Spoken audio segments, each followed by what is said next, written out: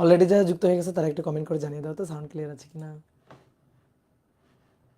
Sound clear আছে কিনা সেটা বলো, আগুন আগুন করো না।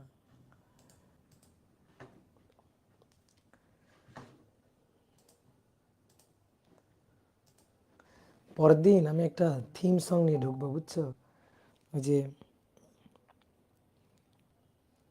একটা আগ লাগা দেন একটা গান আছে না, এরকম থিম সং নিয়ে ঢুকতে হবে। তোমরা যে শুরু করছো, তোমরা যা শুরু করছো,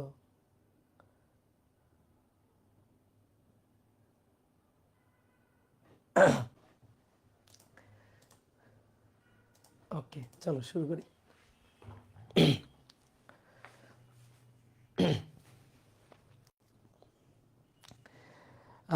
ডিয়ার স্টুডেন্ট, সবাইকে শুভেচ্ছা জানাচ্ছি নিউটনের বলবিদ্যা অধ্যায়ের 19তম ক্লাসে। তো আজকে আমরা কৌণিক ভরবেগ এবং টর্ক এই দুইটা রাশির হিসাব নিকাশ পড়ব। তো দুইটা টপিক আজকে আমরা পড়ব, কৌণিক ভরবেগ এবং টর্ক। ওকে, তো চলো আমরা শুরু করি। হ্যাঁ, তাহলে এই অধ্যায়ে আমরা কিন্তু প্রায় শেষের দিকে চলে আসছি, আর কিন্তু বেশি টপিক নাই। কৌণিক ভরবেগ পড়লে আর হচ্ছে কেন্দ্রমুখী বল এবং কেন্দ্রমুখী বলের কয়েকটা উদাহরণ, অর্থাৎ ব্যাংকিং এবং সুতার টান, এরকম দুইটা টপিকই কিন্তু বাকি থাকবে। তো মোটামুটি আমরা কিন্তু এই অধ্যায়ের প্রায় শেষের দিকে চলে আসছি, ঠিক আছে? আর তারপরে আমাদের একটা টপিক বাকি আছে, যেটা আমরা বলছিলাম যে একেবারে লাস্টে আমরা পড়াবো, সেটা হচ্ছে রকেট। এটা পড়লে কিন্তু এই অধ্যায় একেবারে প্যাকেট হয়ে যাবে। বিশাল বড় একটা অধ্যায়, বুঝছো? ফার্স্ট পার্টের বড় বড় দুইটা চ্যাপ্টার, একটা হচ্ছে ভেক্টর এবং একটা নিউটনের বলবিদ্যা। তো যাই হোক, নিউটনের বলবিদ্যা প্রায় শেষ হয়ে যাবে আশা করি। তো চলো আমরা একটু হেডিংটা লিখে ফেলি, টর্ক। টর্ক বা ঘূর্ণন প্রবণতা, ঘূর্ণন প্রবণতা, এর আরো একটা সুন্দর নাম আছে, বলের ভ্রামক। বলের ভ্রামক, টর্ক বা ঘূর্ণন প্রবণতা বা বলের ভ্রামক। তো চলো দেখো, রৈখিক গতির ক্ষেত্রে যে কাজটা করে বল, কৌণিক গতির ক্ষেত্রে সেই কাজটা করে হচ্ছে টর্ক। রৈখিক গতির ক্ষেত্রে বল কি কাজটা করে? বল হচ্ছে ভর বেগের পরিবর্তন ঘটায়। তাহলে কৌণিক গতির ক্ষেত্রে টর্ক কি করবে? কৌণিক ভরবেগের পরিবর্তন ঘটাবে। বল এফ, সে রৈখিক ভরবেগের পরিবর্তন ঘটায়, ডিডিটি অফ পি, রৈখিক ভরবেগের পরিবর্তনের হার হচ্ছে বল। তাহলে কৌণিক ভরবেগ এল, এল হচ্ছে কৌণিক ভরবেগ, তার পরিবর্তনের হার, তার পরিবর্তন ঘটাবে হচ্ছে টর্ক। তো টর্ককে আমরা টাউ দিয়ে লিখি, এই যে এটা হচ্ছে টাউ চিহ্ন, টি এর মাথাটা একটু বাঁকাই দিবা, তাহলে ওইটা হবে টর্ক। তাহলে বল এফ হয়ে যাবে টর্ক। কি ক্লিয়ার? বলের জায়গা দৌড়ে এসে দখল করবে টর্ক, আর ভরের জায়গা দৌড়ে এসে দখল করবে কৌণিক ভরবেগ এল। তাহলে আমরা পি এর পরিবর্তে কৌণিক গতিতে কৌণিক ভরবেগ এল, এটা নিয়ে আলোচনা করতে চাই আজকে। আর এফ এর পরিবর্তে টর্ক, এটা নিয়ে আলোচনা করতে চাই। তাহলে কি নিয়ে আলোচনা করতে চাই বোঝা গেছে? ঠিক আছে, রৈখিক গতিতে যে কাজটা করতো বল, কৌণিক গতিতে সেই কাজটা কে করবে, তার জায়গায় কে দখল করবে? টর্ক। এইটা নিয়ে আমরা আলোচনা করতে চাই। তো টর্ক হচ্ছে ঘূর্ণন প্রবণতা। টর্ক হচ্ছে ঘূর্ণন প্রবণতা। কোনো বস্তুকে ধরো স্থির আছে, সেই বস্তুকে আমি ঘুরাইতে চাই, তাহলে আমার টর্ক প্রযুক্ত করতে হবে। কোনো বস্তু ঘুরতেছে, আমি সেটাকে থামাইতে চাই, তাহলে আমার টর্ক প্রযুক্ত করতে হবে। কোনো বস্তু ধরো ঘুরতেছে, আমি তার ঘূর্ণন গতিটা বৃদ্ধি করতে চাই বা ঘূর্ণন গতিটা কমাইতে চাই, তাহলে টর্ক প্রযুক্ত করতে হবে, তাহলে ঘূর্ণন গতির পরিবর্তন হবে। যেমন কোনো একটা বস্তু রৈখিকভাবে গতিশীল করতে চাই স্থির অবস্থা থেকে, বল প্রযুক্ত করা লাগে। অথবা গতিশীল বস্তুকে থামাইতে চাই, বিপরীত দিকে, গতির বিপরীত দিকে বল প্রযুক্ত করা লাগে। অথবা গতির বৃদ্ধি বা গতি হ্রাস করতে চাই, বল প্রযুক্ত করা লাগে। ঠিক তেমনিভাবে বলের জায়গাটা দখল করে নিবে এখানে টর্ক। তাহলে কোনো বস্তুর ঘূর্ণন গতির পরিবর্তন করতে চাই, সেটাই হচ্ছে ঘূর্ণন গতির পরিবর্তন করার জন্য যে জিনিসটা প্রযুক্ত করা লাগে সেটাই হচ্ছে টর্ক। যেমন রৈখিক গতিতে বল প্রযুক্ত হলে ত্বরণ হয়, এফ ইকুয়াল টু ধরো এম, একটা স্থির ভরের বস্তুর উপর বল প্রযুক্ত হলো, তাহলে কি হবে? ত্বরণ হবে, বল ত্বরণ প্রযুক্ত করবে। তো কৌণিক গতিতে কৌণিক গতি বৃদ্ধি করবে। তাহলে দেখো, এফ এর জায়গাটা দখল করবে টাউ, এম এর জায়গা তো অলরেডি আই দখল করে বসে আছে, এ এর জায়গাটা দখল করবে আলফা। বল প্রযুক্ত করলে যেমন রৈখিক ত্বরণ হয়, টর্ক প্রযুক্ত করলে তেমনি কৌণিক ত্বরণ হয়। যদি বল প্রযুক্ত না করি, ধরো বল প্রযুক্ত করি নাই, তাহলে ত্বরণ হবে শূন্য, রৈখিক ত্বরণ। ঠিক তেমনি টর্ক প্রযুক্ত করি নাই, তাহলে টর্ক প্রযুক্ত না করলে কৌণিক ত্বরণ হবে শূন্য। টর্ক প্রযুক্ত না করলে কোনো বস্তুর ঘূর্ণন গতি বৃদ্ধি পাবে না, সমকৌণিক বেগে ঘুরতে থাকবে। যেমন বল প্রযুক্ত না করলে ত্বরণ হবে না, ঠিক আছে, বল প্রযুক্ত না করলে ত্বরণ হবে না, অর্থাৎ রৈখিক গতি বৃদ্ধি পাবে না, একই বেগ নিয়ে চলতে থাকবে, একই বেগ নিয়ে চলতে থাকবে সরল রৈখিক পথে। ঠিক তেমনিভাবে টর্ক প্রযুক্ত না করলে কৌণিক ত্বরণ হবে না, অর্থাৎ একই সমবেগ নিয়ে ঘুরতে থাকবে। কথা বুঝছো? যেমন ঘড়ির কাঁটা সমবেগে ঘোরে, সমকৌণিক বেগ নিয়ে ঘোরে। বা মনে করো যে ফ্যানে সুইচ অন করে রাখছো, তো সুইচ অন করার পরে কিছুক্ষণ পরে ফ্যান দেখবা সেম স্পিডে ঘুরে, মানে সেম স্পিডে ঘুরতে থাকবে, ঘূর্ণন গতি বাড়বেও না কমবেও না। তাহলে তখন প্রযুক্ত নিট টর্ক হচ্ছে শূন্য। কথা বুঝলা? তাহলে বলকে যদি তুমি ফিল করতে পারো, প্রযুক্ত বল এফ, তাহলে তুমি টর্ককেও ফিল করতে পারবা। এইবার আসো, মনে করো কোনো একটা বস্তু স্থির আছে, আমি বস্তুটাকে ঘুরাইতে চাই, তাহলে ঘোরানোর জন্য যে জিনিসটা প্রযুক্ত করতে হবে সেটাই হচ্ছে টর্ক। এবার আমরা টর্কের হিসাব নিকাশ করব। টর্কের হিসাব নিকাশটা আমরা করতে চাই যে কিভাবে আমরা টর্কের হিসাব নিকাশ করতে পারি। তো টর্কের যে সূত্রটা, আমরা একটু বইয়ের কথাবার্তা বলি। টর্কের যে সংজ্ঞা আমাদের বইতে দেওয়া আছে, বলা হচ্ছে কোনো বস্তুর ব্যাসার্ধ ভেক্টর এবং প্রযুক্ত বলের ভেক্টর গুণনকে, মানে ক্রস গুণন, এটাকে টর্ক বলে। তাহলে আমরা একটু আগে বইয়ের ব্যাপারটা একটু আলোচনা করে নিই, তারপরে আমরা বইয়ের ব্যাপারটা প্র্যাকটিক্যালি মিলাই দেখব আসলে আমরা যে জিনিসটা ভাবি, যে জিনিসটা চিন্তা করি, আসলে ঘটনা সেইটা ঘটে কি না, সেটা আমরা মিলাই দেখব পরে। তাহলে আসো, তাহলে টর্ক কাকে বলে? কোনো বস্তুর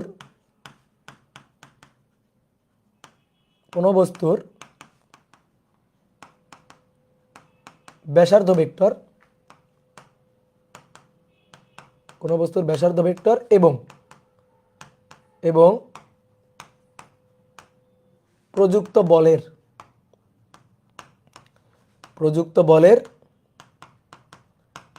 ভেক্টর গুণনকে টর্ক বলে। ঠিক আছে? তাহলে ডেফিনেশন অনুযায়ী আমরা যদি একটু আঁকতে চাই, তাহলে মনে করো কোনো একটা বস্তু আমি ঘুরাবো, যে কোনো বস্তু ঘুরাইতে পারি। ধরো একটা সরু সুষম দণ্ড আমি ঘুরাবো,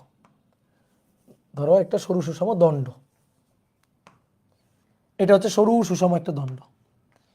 এই দণ্ডটা ধরো এই অক্ষের সাপেক্ষে প্রান্ত বিন্দু দিয়ে ঘুরতে পারে, এভাবে ঘুরতে পারে, ওমেগা কৌণিক বেগ নিয়ে ধরো ঘুরতে পারে। তো ওমেগা কৌণিক বেগ নিয়ে ঘুরলে তো সমবেগে ঘুরবে, সমকৌণিক বেগ নিয়ে ঘুরবে। তো আপাতত ধরো থেমে আছে, আমি একে ধাক্কা দিব, ধাক্কা দিয়ে এর কৌণিক গতি বৃদ্ধি করব, অর্থাৎ 0 থেকে তার কৌণিক গতি বাড়িয়ে ওমেগা করব। তাহলে আমি কৌণিক গতি বাড়াইতে চাই, তাহলে কি করতে হবে? তুমি বলতে পারো ভাই বল প্রযুক্ত করতে হবে। হ্যাঁ, প্রযুক্ত করলাম। ধরো এই পয়েন্টে আমি বল প্রযুক্ত করলাম, এইভাবে ধাক্কা দিলাম, এফ পরিমাণ বল দিয়ে এভাবে ধাক্কা দেওয়া হইলো, প্রযুক্ত বল এটা হচ্ছে এফ পরিমাণ বল দিয়ে ধাক্কা দেওয়া হইলো। ওকে, এবার আসো, দেখো এফ পরিমাণ বল দিয়ে ধাক্কা দেওয়া হইলো। এবার আসো ঘূর্ণন অক্ষ থেকে, এটা ঘূর্ণন অক্ষ, এই ঘূর্ণন অক্ষ থেকে যে বিন্দুতে বল প্রযুক্ত হয়েছে, সেই বিন্দুর দূরত্বকে বলা হবে রেডিয়াস ভেক্টর, ব্যাসার্ধ ভেক্টর আর। ঘূর্ণন অক্ষ থেকে ব্যাসার্ধ ভেক্টরের পরিচয়টা জানিও। ঘূর্ণন অক্ষ থেকে বলের প্রয়োগ বিন্দুর দূরত্ব, এটাই হচ্ছে ব্যাসার্ধ ভেক্টর আর। এটা এফ, আর এফ এর মধ্যবর্তী কোণ কত? আর এবং এফ এর মধ্যবর্তী কোণ হচ্ছে এই কোণটা, হচ্ছে থিটা। এখন অনেকে বলতে ভাই এটা কেমন হইল? এফ এর মাথার সাথে আর এর মাথার কোণ, হ্যাঁ, কোণ নিতে গেলে তো ভেক্টরের কোণ নিতে গেলে তো মাথার সাথে মাথা অথবা পায়ের সাথে পা যুক্ত করে কোণ নিতে হবে। আমি তো ঠিকই নিছি, এফ বল দিয়ে ধাক্কা দিলাম, দেখো এফ বলটা কিন্তু নিচ থেকে ধাক্কা দিচ্ছে না, একটু সাইড থেকে ধাক্কা দিচ্ছে। এটা হচ্ছে একটা 3D চিত্র, চিন্তা করো, একটু সাইড থেকে ধাক্কা দিচ্ছি, এইভাবে ধাক্কা দিচ্ছি, এটা হচ্ছে আর। তো আর এফ এর মধ্যবর্তী কোণ হচ্ছে থিটা। তো আর ভেক্টরের মাথা, এফ ভেক্টরের মাথা এক জায়গায় আছে, তারপরে তো কোণ নেওয়া হয়েছে, তাহলে তো কোণটা ঠিকই নেওয়া যাবে। কি ক্লিয়ার? তোমার যদি মনে হয় না ভাই আমি পায়ের সাথে পা মিলায় কোণ নিব, তাহলে আর এর পাটাকে একটু বর্ধিত করে দাও, নাও আর এর পাটাকে বর্ধিত করো, এফ এর পাটাকে বর্ধিত করে দাও, মানে মাথাকে বাড়াই দাও, দিলে দেখো তো এই কোণটা থিটা, তো এই কোণটা থিটা হলে তো এই কোণটা থিটা, একই কথা। তাহলে একই কথা আমরা বলতে পারি না? কি ক্লিয়ার? তাহলে এফ কে যদি আমরা বর্ধিত করে দিই, ঠিক একইভাবে আর কে যদি আমরা বর্ধিত করে দিই, তাহলে এই যে কোণটা, এই কোণটা হচ্ছে থিটা। ওকে, তাহলে এটা হচ্ছে আর, এটা হচ্ছে এফ। উপরের ডেফিনেশন অনুযায়ী বলা হচ্ছে কোনো বস্তুর উপর প্রযুক্ত বল এফ আর ঘূর্ণন অক্ষ থেকে বলের প্রয়োগ বিন্দুর দূরত্ব যদি ব্যাসার্ধ ভেক্টর আর হয়, তাহলে ব্যাসার্ধ ভেক্টর এবং প্রযুক্ত বলের ভেক্টর গুণনকে, ক্রস গুণনকে টর্ক বলে। দেখো ভালো করে মাথায় রাখবা, প্রথমে কি বলা হয়েছে? ব্যাসার্ধ ভেক্টর আর, প্রথমে ব্যাসার্ধ ভেক্টরের নাম দেওয়া হয়েছে, পরে প্রযুক্ত বল। তাহলে R cross F, not F cross R, বুঝছো? এফ ক্রস আর দিলে কিন্তু মিনিং উল্টে যাবে, ঠিক আছে? এফ ক্রস আর কখনোই হবে না, আর ক্রস এফ। তাহলে প্রযুক্ত টর্ক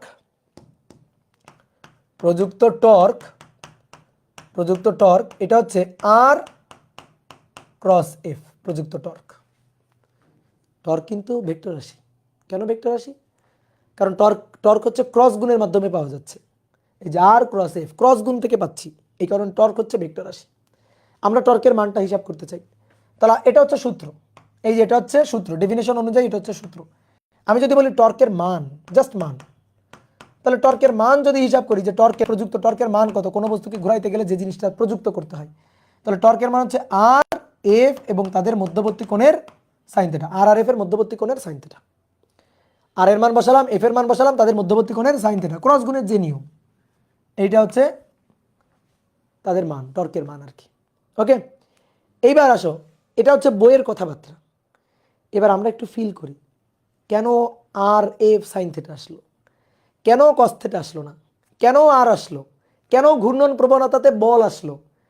আমরা দেখো, ঘূর্ণন প্রবণতা কোনো বস্তুকে ঘোরানোর জন্য যে জিনিসটা প্রযুক্ত করা লাগে। আরে ভাই, আমি একটা বস্তুকে ঘুরাবো, বল প্রযুক্ত করলেই তো ঘুরে। আমি একটা বস্তুকে ঘুরাবো, বল প্রযুক্ত করলেই তো ঘুরে, তাই না? বল প্রযুক্ত করলেই তো ঘুরবে। তার জন্য টর্ক কেন লাগবে? টর্কই কেন দিতে হবে? বল প্রযুক্ত করলেই তো হয়। তাহলে ভালো করে শোনো, বল প্রযুক্ত করলে বস্তু ঘুরবে এর কোনো গ্যারান্টি নেই। বল প্রযুক্ত করলে বস্তু ঘুরতেও পারে, নাও পারে। কিন্তু টর্ক প্রযুক্ত করলে, ধরো টর্কের যদি মান থাকে, তাহলে ওই বস্তুর ঘূর্ণন গতি পরিবর্তিত হবেই। যদি স্থির থাকে ঘুরবেই, ঠিক আছে? যদি গতিশীল থাকে, ঘূর্ণনশীল থাকে, তাহলে তার ঘূর্ণন গতি পরিবর্তন হবে। বল প্রযুক্ত করলে হবে এর গ্যারান্টি নেই, তবে টর্কের জন্য বল দেওয়া লাগবে। তাহলে এবার আসো, আমরা এই কথাবার্তাগুলো থেকে একটু বের হয়ে, এটা বইয়ের কথাবার্তা, এবার এই কথাবার্তাগুলো থেকে বের হয়ে একটু এখানে আসি। টর্কের সূত্র আমরা জীবনে জানি না, দেখি নাই টর্কের সূত্র, চিনি না টর্ক কি জিনিস, ঠিক আছে? তা আমি তোমাকে বললাম যে আমার একটা দরজা আছে, আমি দরজাটা একটু ঘুরাইতে চাই, ঠিক আছে? আমি তো একে একে দেখাবো এখানে। আমি অফলাইন ক্লাসে প্র্যাকটিক্যালি মনে করো আমার যে ক্লাসের যে দরজাটা, ওই দরজাটা ঘুরাই টুরাই দেখাইছিলাম, কিন্তু এবার তো সেই গতি আর নাই বা সেই সুযোগ আর নাই, দরজা ঘুরাই কেমনে দেখাবো তোমাদের। তো এই কারণে চিত্র এঁকে দেখাচ্ছি, তোমরা আশা করি ফিল করতে পারবা, দেখো এইটা হচ্ছে দরজা, ঠিক আছে? এটা হচ্ছে দরজা, এই জায়গাটাতে দরজা ছিল। এবার দরজাটাকে ঘুরাবো, তো দরজাটা মনে করো এই অবস্থায় আছে, এই যে এই অবস্থায় দরজাটা আছে, বুঝতে পারতেছো?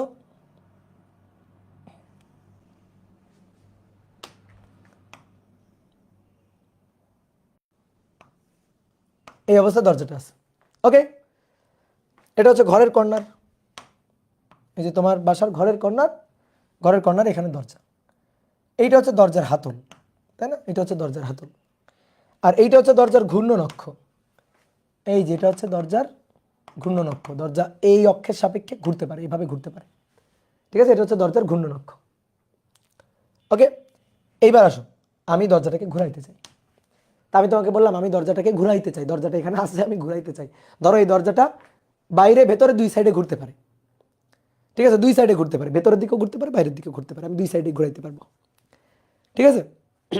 চলো দেখো, আমি দরজাটাকে ঘুরাইতে চাই, তো ঘুরানোর জন্য কি করব? তুমি আমাকে বলো যে ভাই এই কাজটা করেন তাহলে ঘুরবে। বলো কি করব?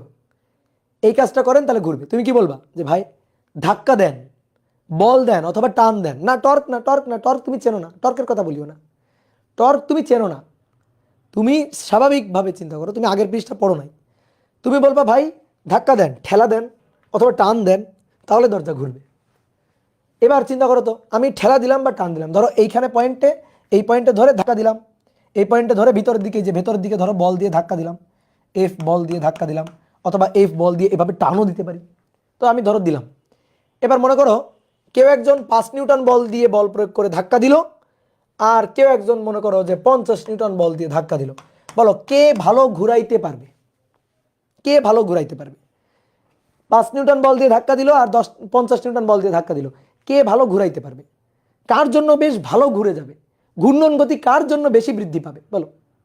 অবশ্যই 50 নিউটন, যে সে ধাক্কা দিয়ে তার মানে বেশি ঘুরাই ফেলবে আর কি, তাই না? তাহলে কার ক্ষেত্রে ঘূর্ণনটা বেশি বৃদ্ধি পাবে আর কি, বা ঘূর্ণনটা ভালো হবে? 50 নিউটন। অর্থাৎ বল যত আমি বেশি দিব, তত না ঘূর্ণন প্রবণতা বেশি। তো আমরা একটা নাম দিই, এই দরজাটা ভালো ঘুরবে নাকি খারাপ ঘুরবে সেই ব্যাপারটা মেজার করার জন্য আমরা ধরো একটা রাশি নিলাম, সেই রাশিটার নাম দিলাম ঘূর্ণন প্রবণতা, এবং এই রাশিটাকে আমরা প্রকাশ করব এরকম একটা চিহ্ন দিয়ে, টি এর মাথা বাঁকানো চিহ্ন দিয়ে প্রকাশ করব। যদি এর মান বেশি হয় তাহলে দরজার ঘূর্ণন গতি ভালোই বৃদ্ধি পাবে, আর যদি এর মান 0 হয় তাহলে আর দরজা ঘুরবে না। তা আমি এরকম একটা নাম দিলাম যেটা হচ্ছে ঘূর্ণন প্রবণতা। তাহলে এবার আসো 1, তাহলে এই যে ঘূর্ণন প্রবণতা যেটাকে আমরা এই চিহ্নটা দিয়ে প্রকাশ করছি, এর নাম হচ্ছে টাউ চিহ্ন। হ্যাঁ, তাহলে এটার সাথে কেবল আমরা দেখলাম যে এফ এর সম্পর্ক হচ্ছে সমানুপাতিক, এফ এর সম্পর্ক সমানুপাতিক। তুমি বলতে পারো ভাই ঘূর্ণন প্রবণতার কি দরকার, এফ দিয়ে লিখে দেন না, এফ কে আমরা বলবো ঘূর্ণন প্রবণতা, এফ যত বেশি ঘূর্ণন তত বেশি। ঠিক আছে, আমি মানলাম। এবার তুমি মনে করো বল তুমি প্রয়োগ করলা, কিন্তু বল প্রয়োগ করলা এই জায়গাতে কবজায়, গলত ঘুরাইতে পারবা? যাও দরজার কাছে যাও, দরজায় গিয়ে এটা তো হাতল, তুমি কবজার উপর বল প্রয়োগ করো, দেখি ঘুরাইতে পারবা? ঘুরাইতে পারবা না। তাহলে দেখো বল দিলেই যে বস্তু ঘুরবে, স্থির অবস্থা থেকে যে ঘুরবে এর কোনো গ্যারান্টি নেই। তাহলে আমরা বল দিয়ে কথাটা বলবো না। তাহলে ঘূর্ণন প্রবণতা সেটা হ্যাঁ বলের মানে সমানুপাতিক, এটা সত্যি, বাট বল প্রযুক্ত করলা ঘুরলো না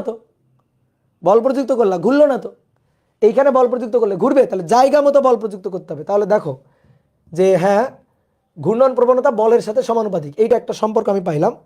এইবার আসো দ্বিতীয় যে সম্পর্কটা, এই সম্পর্কটাকে এখানে লিখে দিই, এখানে লিখে দিলাম যে ধরো দুইজন এখানে বল প্রয়োগ করছে, একজন কম বল প্রয়োগ করছে, একজন বেশি বল প্রয়োগ করছে। যে বেশি বল প্রয়োগ করবে সে ভালো ঘুরাইতে পারবে, দরজা তার জন্য বেশি কৌণিক বেগ অর্জন করতে পারবে। তাহলে টর্কের সাথে এফ এর সম্পর্ক সমানুপাতিক। এইবার দরজা ঘুরাবো, ঠিক আছে, এবার দরজা ঘুরাবো, কিন্তু বল দিব দুইটা ভিন্ন জায়গায়, একই বল দিব, বল কিন্তু একই বল দিছি কিন্তু দিব ভিন্ন জায়গায়। এখানে এফ বল দিলাম ধরো 10 নিউটন, বল দিলাম, ঠিক একইভাবে। আচ্ছা আমি তোমার আগে একটি ঘূর্ণন অক্ষ দেখাই। বলের প্রয়োগ বিন্দুর এই যে দূরত্বটা, এইটা হচ্ছে ব্যাসার্ধ ভেক্টর আর ঘূর্ণন অক্ষ থেকে। তো আমি মনে করো এই পয়েন্টে বল দিছি, এইবার এই পয়েন্টে না, এইবার আমি বল দিলাম এই পয়েন্টে বল দিলাম, ধাক্কা দিলাম দরজাটা ঘোরানোর জন্য, এই পয়েন্টে ধাক্কা দিলাম, মানে দরজার মাঝামাঝি ধাক্কা দিছো, সেম বলে, বেশি নাকি কম বলে, সেম বলে, এফ বলে ধাক্কা দিছো, ধরো 10 নিউটন বলে ধাক্কা দিছো। এবার তুমি বলো এই দুটো বলের জন্য, দুটো বল কিন্তু একই, কোন জায়গায় বল দিলে বেশি ভালো ঘুরবে, ঘূর্ণন গতি বেশি অর্জন করতে পারবে? কোন জায়গায়? কর্নারে, এই হাতলের উপর এখানে বল দিলে, এখানে বল দিয়ে ধাক্কা দাও, ঘূর্ণন গতি বেশি অর্জন করতে পারবে। এখানে বল দিয়ে ধাক্কা দাও, ঘুরবে কিন্তু ঘুরাইতে তোমার অনেক কষ্ট হবে, দেখো এই দুই পয়েন্টের মধ্যে এই পয়েন্টে বল দিলে ঘুরানোটা সহজ হবে বা তাড়াতাড়ি ঘূর্ণন গতি বৃদ্ধি পাবে, ঘূর্ণন গতি বেশি অর্জন হবে, কিন্তু এই পয়েন্টে দিলে কম হবে। কেন? এইবার আসো, বলতে আমি একই বল দিলাম, তাহলে একই বল দিলে কি ঘূর্ণন প্রবণতা একই হলো না? একই বল দিলে ঘূর্ণন প্রবণতা একই হলো না। এর জন্য ঘূর্ণন অক্ষ থেকে দূরত্ব এইটা, এর জন্য ঘূর্ণন অক্ষ থেকে দূরত্ব এইটা, এর জন্য ঘূর্ণন অক্ষ থেকে দূরত্ব এইটা, আর এর জন্য ঘূর্ণন অক্ষ থেকে দূরত্ব এইটা, এর জন্য ঘূর্ণন অক্ষ থেকে দূরত্ব এইটা। ঠিক আছে, এই অক্ষের জন্য ঘূর্ণন অক্ষ থেকে দূরত্ব এইটা, এই অক্ষের জন্য ঘূর্ণন অক্ষ থেকে দূরত্ব এইটা। তাহলে এবার দেখো তো আর কার বেশি? এটাকে আমি বললাম R2, এটাকে বললাম R1। বলো এফ তো সেম, কিন্তু R1 is greater than R2। তাহলে যেহেতু R1টা বড়, দেখো ওই পয়েন্টে বল দিলে, একই বল দিছি দুই জায়গায়, ওই পয়েন্টে বল দিলে ঘূর্ণন প্রবণতা বেশি। তাহলে আমি ঘূর্ণন প্রবণতার সাথে আর এর সম্পর্ক কেমন বলতে পারি? বলো কেমন বলতে পারি? কেমন সম্পর্ক? সমানুপাতিক আর ব্যস্তানুপাতিক? সমানুপাতিক। তাহলে আমরা আর একটা সম্পর্ক পাইলাম, 2 নম্বর সম্পর্ক, সেটা হচ্ছে ঘূর্ণন প্রবণতা টর্ক এর সাথে আর এর সম্পর্ক সমানুপাতিক। বুঝতে পারছো?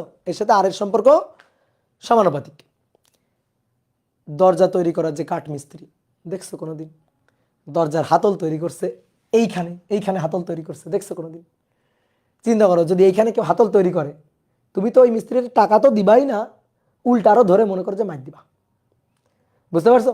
তাহলে দেখো মিস্ত্রি কিন্তু টর্ক বোঝে না, মিস্ত্রি এটা বোঝে যে হাতল যদি কিনারে মানে একেবারে কিনারের দিকে, কর্নারের দিকে যদি হাতল লাগাই তাহলে দরজা ভালো ঘুরানো যায়, কারণ এই ক্ষেত্রে ব্যাসার্ধ ভেক্টরের মান বেশি হয়। ঘূর্ণন অক্ষ থেকে বলের প্রয়োগ বিন্দু দূরত্ব ব্যাসার্ধ ভেক্টর, তাহলে হাতল আমি যেখানে দিব সেখানেই তো বল প্রয়োগ করব। ঘূর্ণন অক্ষ থেকে বলের প্রয়োগ বিন্দু দূরত্ব অর্থাৎ ব্যাসার্ধ ভেক্টর বেশি হলে ঘূর্ণন প্রবণতাটাও বেশি হবে। কি কথা বুঝছো? ঘূর্ণন প্রবণতাটাও বেশি হবে। তাহলে আমরা বুঝলাম যে ঘূর্ণন প্রবণতা দুটো জিনিসের উপর নির্ভর করছে, একটা হচ্ছে বলের উপর আর একটা হচ্ছে আর এর উপর। বলের সাথেও সমানুপাতিক, যত বেশি বল দিব ঘূর্ণন প্রবণতা তত বেশি, আবার যত দূরে ঘূর্ণন অক্ষ থেকে যত দূরে বল দিব ঘূর্ণন প্রবণতা তত বেশি হবে।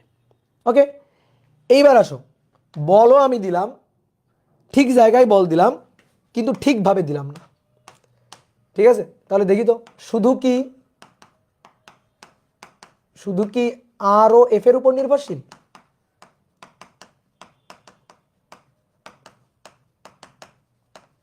দেখি দেখি আমরা একটু বুঝি, শুধু কি আর আর এফ এর উপরই টর্ক নির্ভরশীল? তাহলে দেখো, এটা হচ্ছে ঘূর্ণন অক্ষ, এটা হচ্ছে ঘূর্ণন অক্ষ, এই যে দরজা,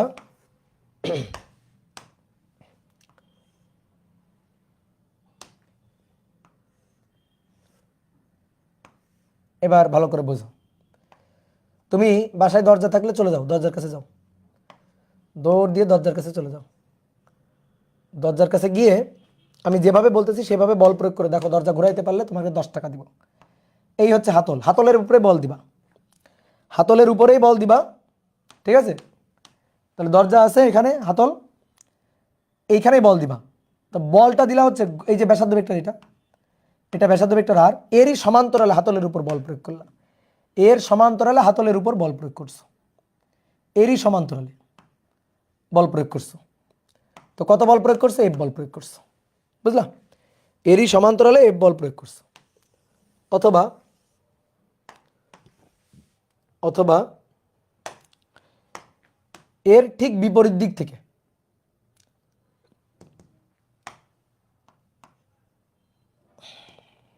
এই পয়েন্টে বল প্রয়োগ করছে, যে হাতলের উপর ঠিক এই বরাবর এই দিক থেকে বল প্রয়োগ করছে এফ, অর্থাৎ এখানে আর আর এফ এর মধ্যবর্তী কোণ হচ্ছে 180, আর এখানে আর আর এফ এর মধ্যবর্তী কোণ হচ্ছে 0 ডিগ্রি। বলো বলো বলো বলো, কোন ক্ষেত্রে ঘুরাইতে পারছো? বলো, কি ট্রাই করছো?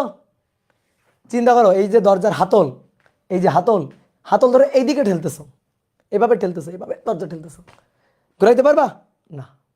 এভাবে বল প্রয়োগ করে কোনোদিন দরজা ঘুরবে? কোনোদিন দরজা ঘুরাবে না। তাহলে দেখো, তুমি বল দিলা, তোমার শরীরের যত বল আছে সব দিলা, তাহলে ঘূর্ণন প্রবণতা টর্ক এফ এর সাথে সমানুপাতিক। তুমি বল দিলা সবচেয়ে দূরে, এই যে হাতলের উপর, তাহলে টর্ক আর এর সাথে সমানুপাতিক, তা আরও সবচেয়ে বেশি, এফও সবচেয়ে বেশি, কিন্তু তারপরেও দেখো ঘূর্ণন প্রবণতা নেই।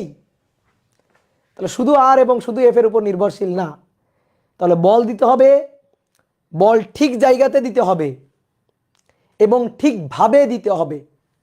বাংলা কথা বোঝো, ঠিকভাবে, অর্থাৎ ঠিক অ্যাঙ্গেলে বলটা দিতে হবে।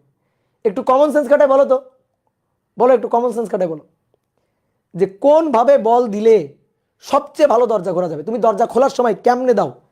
আর এর সাথে ঘূর্ণন অক্ষের সাথে দরজাকে কিভাবে টান দাও? এইভাবে ধরে টান দাও না দরজাকে? তাহলে বলো কত ডিগ্রি কোণ করে টান দাও? 90 ডিগ্রি অথবা 90 ডিগ্রিতে ধাক্কা দাও। এইভাবে দিলে সবচেয়ে ভালো ঘোরানো যায় না? বুঝো? তাহলে দেখো, আমি মনে করো 30 ডিগ্রিতে বল দিলাম, ধরো দরজা ঘোরার জন্য, মনে করো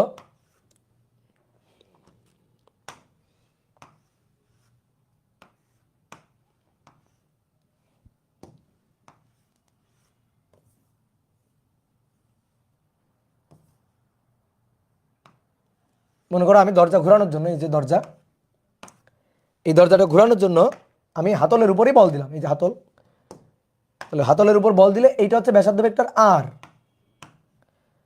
আর এইটা হচ্ছে বল ভেক্টর এফ, এটা বল ভেক্টর এফ। দেখো 90 ডিগ্রি করে, এই কোনটা 90, এর জন্য সবচেয়ে ভালো ঘুরবে। দেখো এর জন্য টাও হবে ম্যাক্সিমাম, টাও হবে সবচেয়ে বেশি, সবচেয়ে ভালো ঘুরবে। কিন্তু আমি যদি কোণের মানটা কমাই, ম্যাক্সিমাম, আমি যদি কোণের মানটা কমাই, আমি যদি এই যে আর এর সাথে এই কোণের মানটা যদি এইভাবে বল দিই, যদি এইভাবে বল দিই ঘুরবে, কিন্তু কম ঘুরবে, ভালো ঘুরবে না।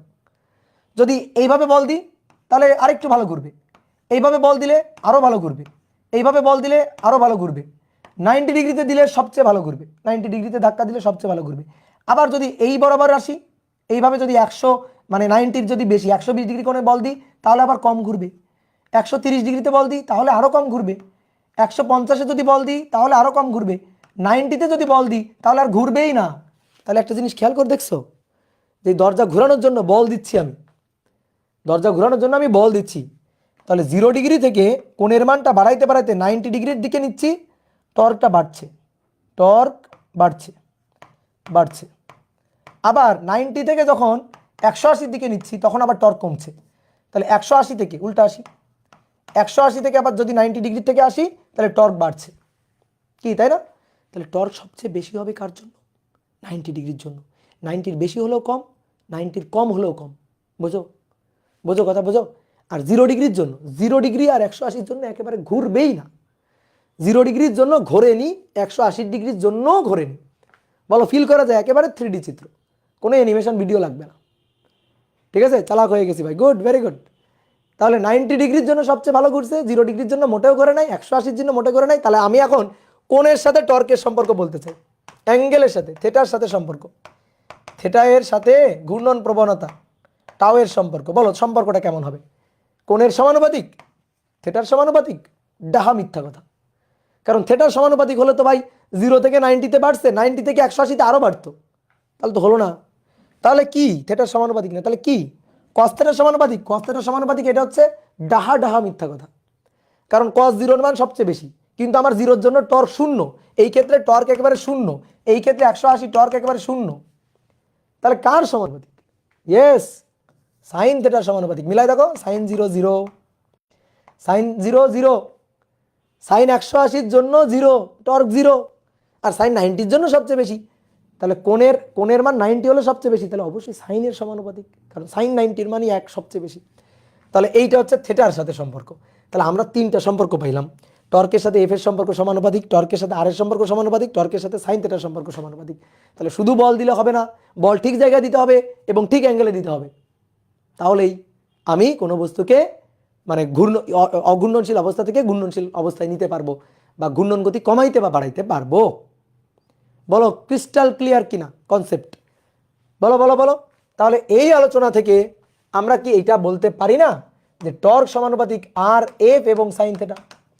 তাহলে প্রযুক্ত বল তার মানে সমানুপাতিক, ঘূর্ণন অক্ষ থেকে বলের প্রয়োগ বিন্দুর দূরত্ব তার মানে সমানুপাতিক, আর সাইন থেটা কোণের সাইন থেটা আর আর এফ এর মধ্যবর্তী কোণ, কিন্তু এটা আর আর এফ এর মধ্যবর্তী কোণ। তাহলে আর আর এফ এর মধ্যবর্তী কোণের সাইন থেটার সমানুপাতিক। আর কিছুর উপর কি নির্ভর করে? যেহেতু আর কিছুর উপর নির্ভর করে না, আর কিছুর উপর নির্ভর করে না, কিন্তু যেহেতু আর কিছুর উপর নির্ভর করে না, তাহলে ভাই সমান চিহ্ন উঠাই দিয়ে একটা ধ্রুবক নিয়ে আসো, সেই ধ্রুবকটাকে সসম্মানে বলো এক, এক ধ্রুবক এক। কেন? কারণ আর কিছুর উপর তো নির্ভর করে না।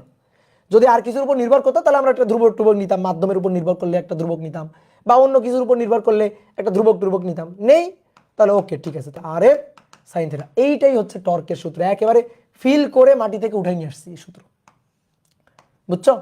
কেউ আমাদের বলে দেয়নি কিন্তু এই সূত্র, এটা আমি জানতামই না, আমরা আবিষ্কার করে ফেলছি। এবার আবিষ্কার করার পর দেখতেছি ও আচ্ছা, বইয়ের কথার সাথে তো মিলে যাচ্ছে। এই যে torque equal to r F sine theta, বুঝতে পারছো যে বইয়ের কথার সাথে মিলে যাচ্ছে, যে হ্যাঁ তাই তো, torque equal to r F sine theta. তাহলে এইবার আসো আমরা এটাকে এবার একটু ভেক্টর ফরম্যাটে নিতে চাই। তাহলে কোন একটা বস্তু, তুমি যে কোনো একটা বস্তু আঁকতেই পারো। ধরো আমি এখানে একটা এই যে চাকতিটা, সরি রড টড কিছু একটা আঁকলাম। তো ধরো এই যে রড, এই রডটা ঘুরবে, তো আমি বল দিলাম, এফ পরিমাণ বল এখানে দিলাম, এফ পরিমাণ বল এখানে দিলাম। ঘূর্ণন অক্ষ থেকে বলের প্রয়োগ বিন্দুর দূরত্ব হচ্ছে ব্যাসার্ধ ভেক্টর আর, ঘূর্ণন অক্ষ থেকে বলের প্রয়োগ বিন্দুর দূরত্ব এটা হচ্ছে ব্যাসার্ধ ভেক্টর আর, এবং আর আর এফ এর মধ্যবর্তী কোণ, এই কোণটা হচ্ছে থেটা। আর আর এফ এর মধ্যবর্তী কোণ এই কোণটা হচ্ছে থেটা, ঠিক আছে? তাহলে এখান থেকে আমরা টর্কের মান হিসাব করব। তাহলে টর্ক ইকুয়াল টু বলো আর এফ সাইন থেটা, আর এফ সাইন থেটা। তাহলে আর এফ সাইন থেটা পাইছি কিন্তু আমরা এটা। তাহলে এইবার ভেক্টর ফরম্যাটে যদি লিখি, ভেক্টর রূপ, তাহলে আর ক্রস এফ, আর ক্রস এফ, এবং আমরা দেখতে পাচ্ছি যে আর আর এফ এর মধ্যবর্তী কোণে সাইন থেটা এটা। Torque equal to R cross F. ওকে,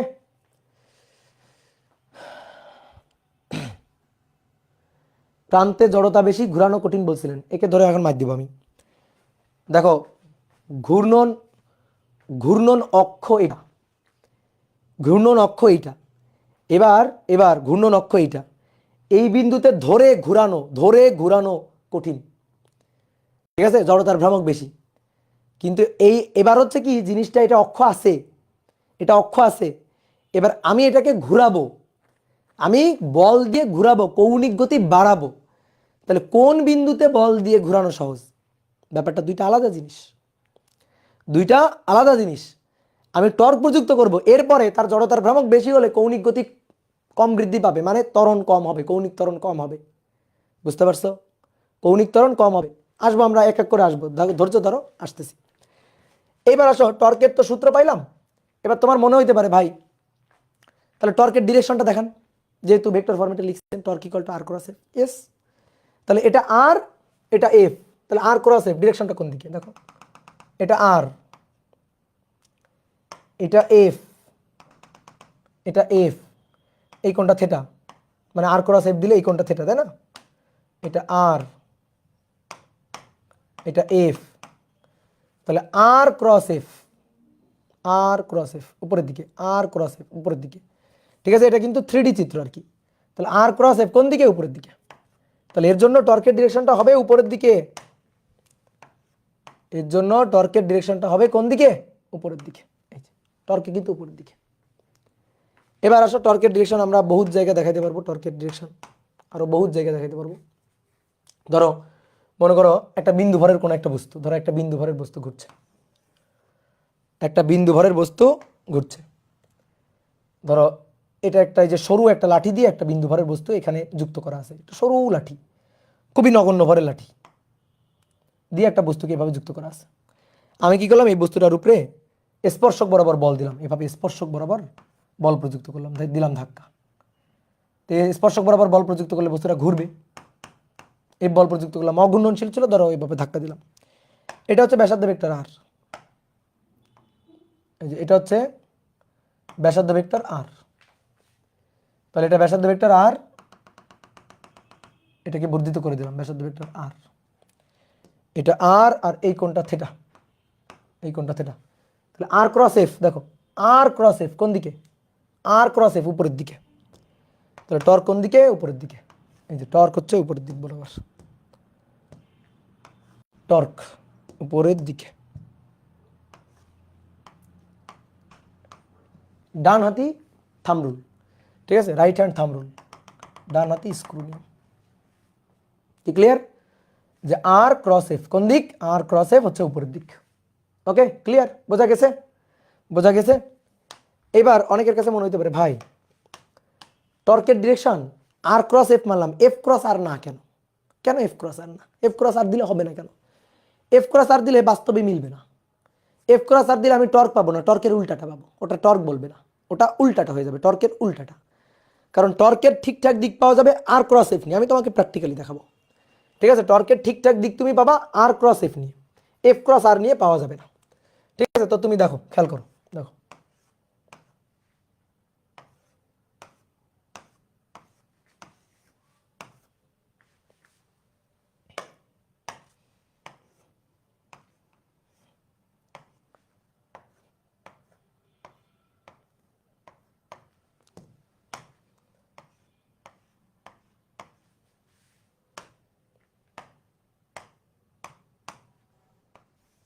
একটা চাকতির মতো কিছু একটা চিন্তা করো।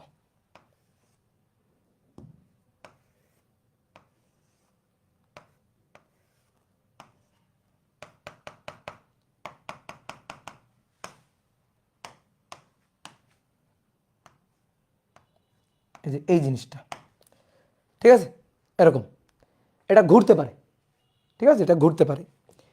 তা আমি কিভাবে ঘুরাচ্ছি দেখো, বোর্ডে দেখো। আমি ধরো এই পয়েন্টে, এই পয়েন্টে ধাক্কা দিয়ে এভাবে ঘুরাচ্ছি, এভাবে ধাক্কা দিয়ে ঘুরাচ্ছি। তা আমি এই পয়েন্টে ধাক্কা দিলাম, that is F, that is F, প্রযুক্ত বল। এই পয়েন্টে ধাক্কা দিলাম এফ। ওকে, আর ব্যাসার্ধ ভেক্টর, এটা হচ্ছে ব্যাসার্ধ ভেক্টর। ঘূর্ণ, এই যে বল প্রয়োগ করছি এখানে, তাহলে ঘূর্ণন অক্ষ থেকে বলের প্রয়োগ বিন্দুর দূরত্ব, দ্যাট ইজ ব্যাসার্ধ ভেক্টর। এটা ব্যাসার্ধ ভেক্টর, দ্যাট ইজ আর, এটা আর। তাহলে আর আর এফ এর মধ্যবর্তী কোণ কোনটা? এইটা, এটা হচ্ছে আর আর এফ এর মধ্যবর্তী কোণ থেটা। কি তাই তো? এটা আর আর এফ এর মধ্যবর্তী কোণ, এটা হচ্ছে থেটা। কি ক্লিয়ার? এইবার তুমি বলো, দেখো আর আর এফ দিলে, আর ক্রস এফ দিলে আমি ডিরেকশন পাবো, আর ক্রস এফ দিলে ডিরেকশন পাবো এইদিকে। তো তুমি আগে আমার বলো তো, তোমার আমি দেখাই।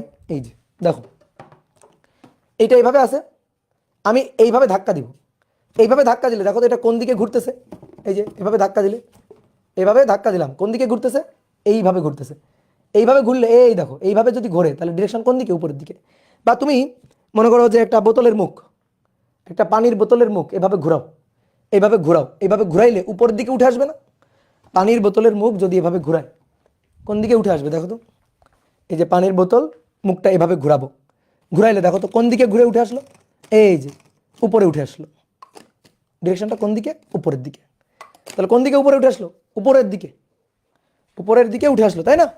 তাহলে আমি যদি এটাকে এইভাবে ঘুরাই, তাহলে এইভাবে ঘুরলে উপরের দিক যাবে, তাহলে টর্কের ডিরেকশন কোন দিকে হবে, উপরের দিকে হবে। তাহলে উপরের দিকে হবে।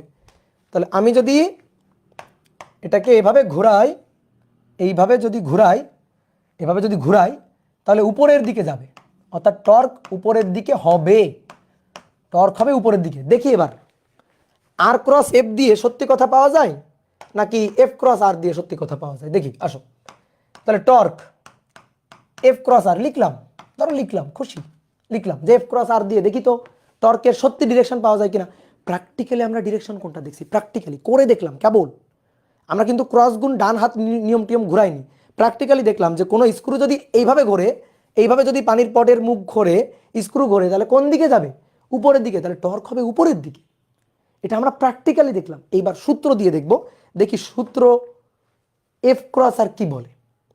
এফ ক্রস আর, এটা এফ এটা আর, এফ ক্রস আর বলতেছে এই দিক, এফ ক্রস আর বলতেছে এই দিক, কিন্তু বাস্তবে প্র্যাকটিক্যালি সিচুয়েশন, প্র্যাকটিক্যাল সিচুয়েশন বলতেছে দিকটা এইটা। তাহলে এফ ক্রস আর বলতেছে নিচের দিক, এফ ক্রস আর কি বলতেছে, নিচের দিকে বলতেছে, নিচের দিকে বলছে, মিথ্যা বলছে, নিচের দিকে বলছে, মিথ্যা বলছে, মিথ্যা বলছে। তাহলে যেহেতু মিথ্যা বলছে তাহলে সূত্রটা ভুল, এই সূত্র ভুল, কারণ তো মিথ্যা বলছে, একেবারে চোখে দেখলাম, হাতে নাতে ধরা পড়ে গেছে যে মিথ্যা বলতেছে, কারণ আমরা দেখলাম টর্ক উপরের দিকে, ও বলতেছে মিথ্যা কথা, তাহলে মিথ্যা কথা বলতেছে বাদ, তাহলে এই সূত্র ভুল, ভুল সূত্র। বুঝতে পারছো? এইবার আসো দেখি তো, দেখি তো torque equal to R cross F সত্যি কথা বলে কিনা, আর ক্রস এফ দেখি তো বাস্তবতার সাথে মিলে কিনা। এটা আর, এটা এফ, আর ক্রস এফ, এই যে ডান হাত দেখো, হাতের সাথে মিলাও, আর ক্রস এফ দেখো, এফ ক্রস আর দিলে আমার এই হাতটার সাথে আঁকা হাতটা মেলে না, মিথ্যা। এফ ক্রস আর দিলে আমার এই হাতের সাথে আঁকা হাতটা মেলে না, মিথ্যা কথা। আর ক্রস এফ দিলে আমার আঁকা হাতের সাথে আমার বাস্তব হাত মিলে যাচ্ছে, দেখো আর ক্রস এফ, এই যে ডিরেকশন এদিকে, তাহলে এটা সত্যি কথা বলছে। যে আর ক্রস এফ এটা বলছে নিচের দিকে বলছে, সরি উপরের দিকে বলছে, উপরের দিকে বলছে, তাহলে তো সত্যি বলছে, সত্যি বলছে, তাহলে সূত্রটা ঠিক, সূত্রটি সঠিক। কি ক্লিয়ার? বুঝতে পারছো?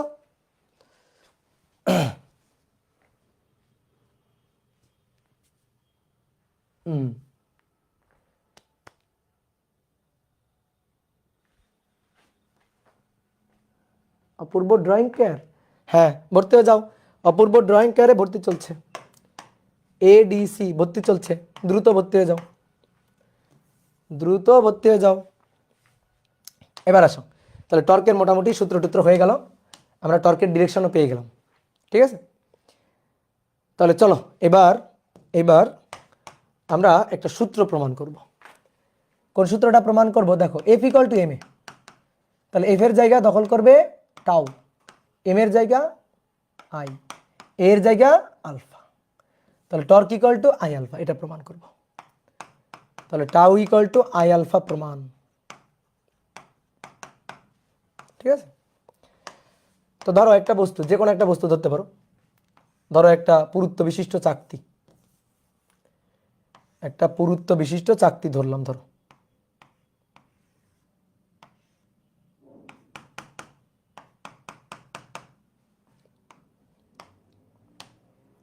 এটা এর ঘূর্ণন অক্ষ, dot dot dot A dot, এই যে এভাবে ঘুরতে পারে। তাহলে এর উপর এই একটা বিন্দু আছে, এই একটা বিন্দু, এই একটা বিন্দু, এরকম অসংখ্য বিন্দু আছে, তাই কি না? এরকম অসংখ্য বিন্দু আছে। তা আমি এখন কি করলাম, এটাকে ধরে ধাক্কা দিলাম, এভাবে ধরে ধাক্কা দিছি, এভাবে ধরে ধাক্কা দিলাম, ধাক্কা দিলে তো ঘুরবে। তাহলে আমি এই বস্তুটাকে ধরে ধাক্কা দিলাম, এই বস্তুটা ঘুরবে।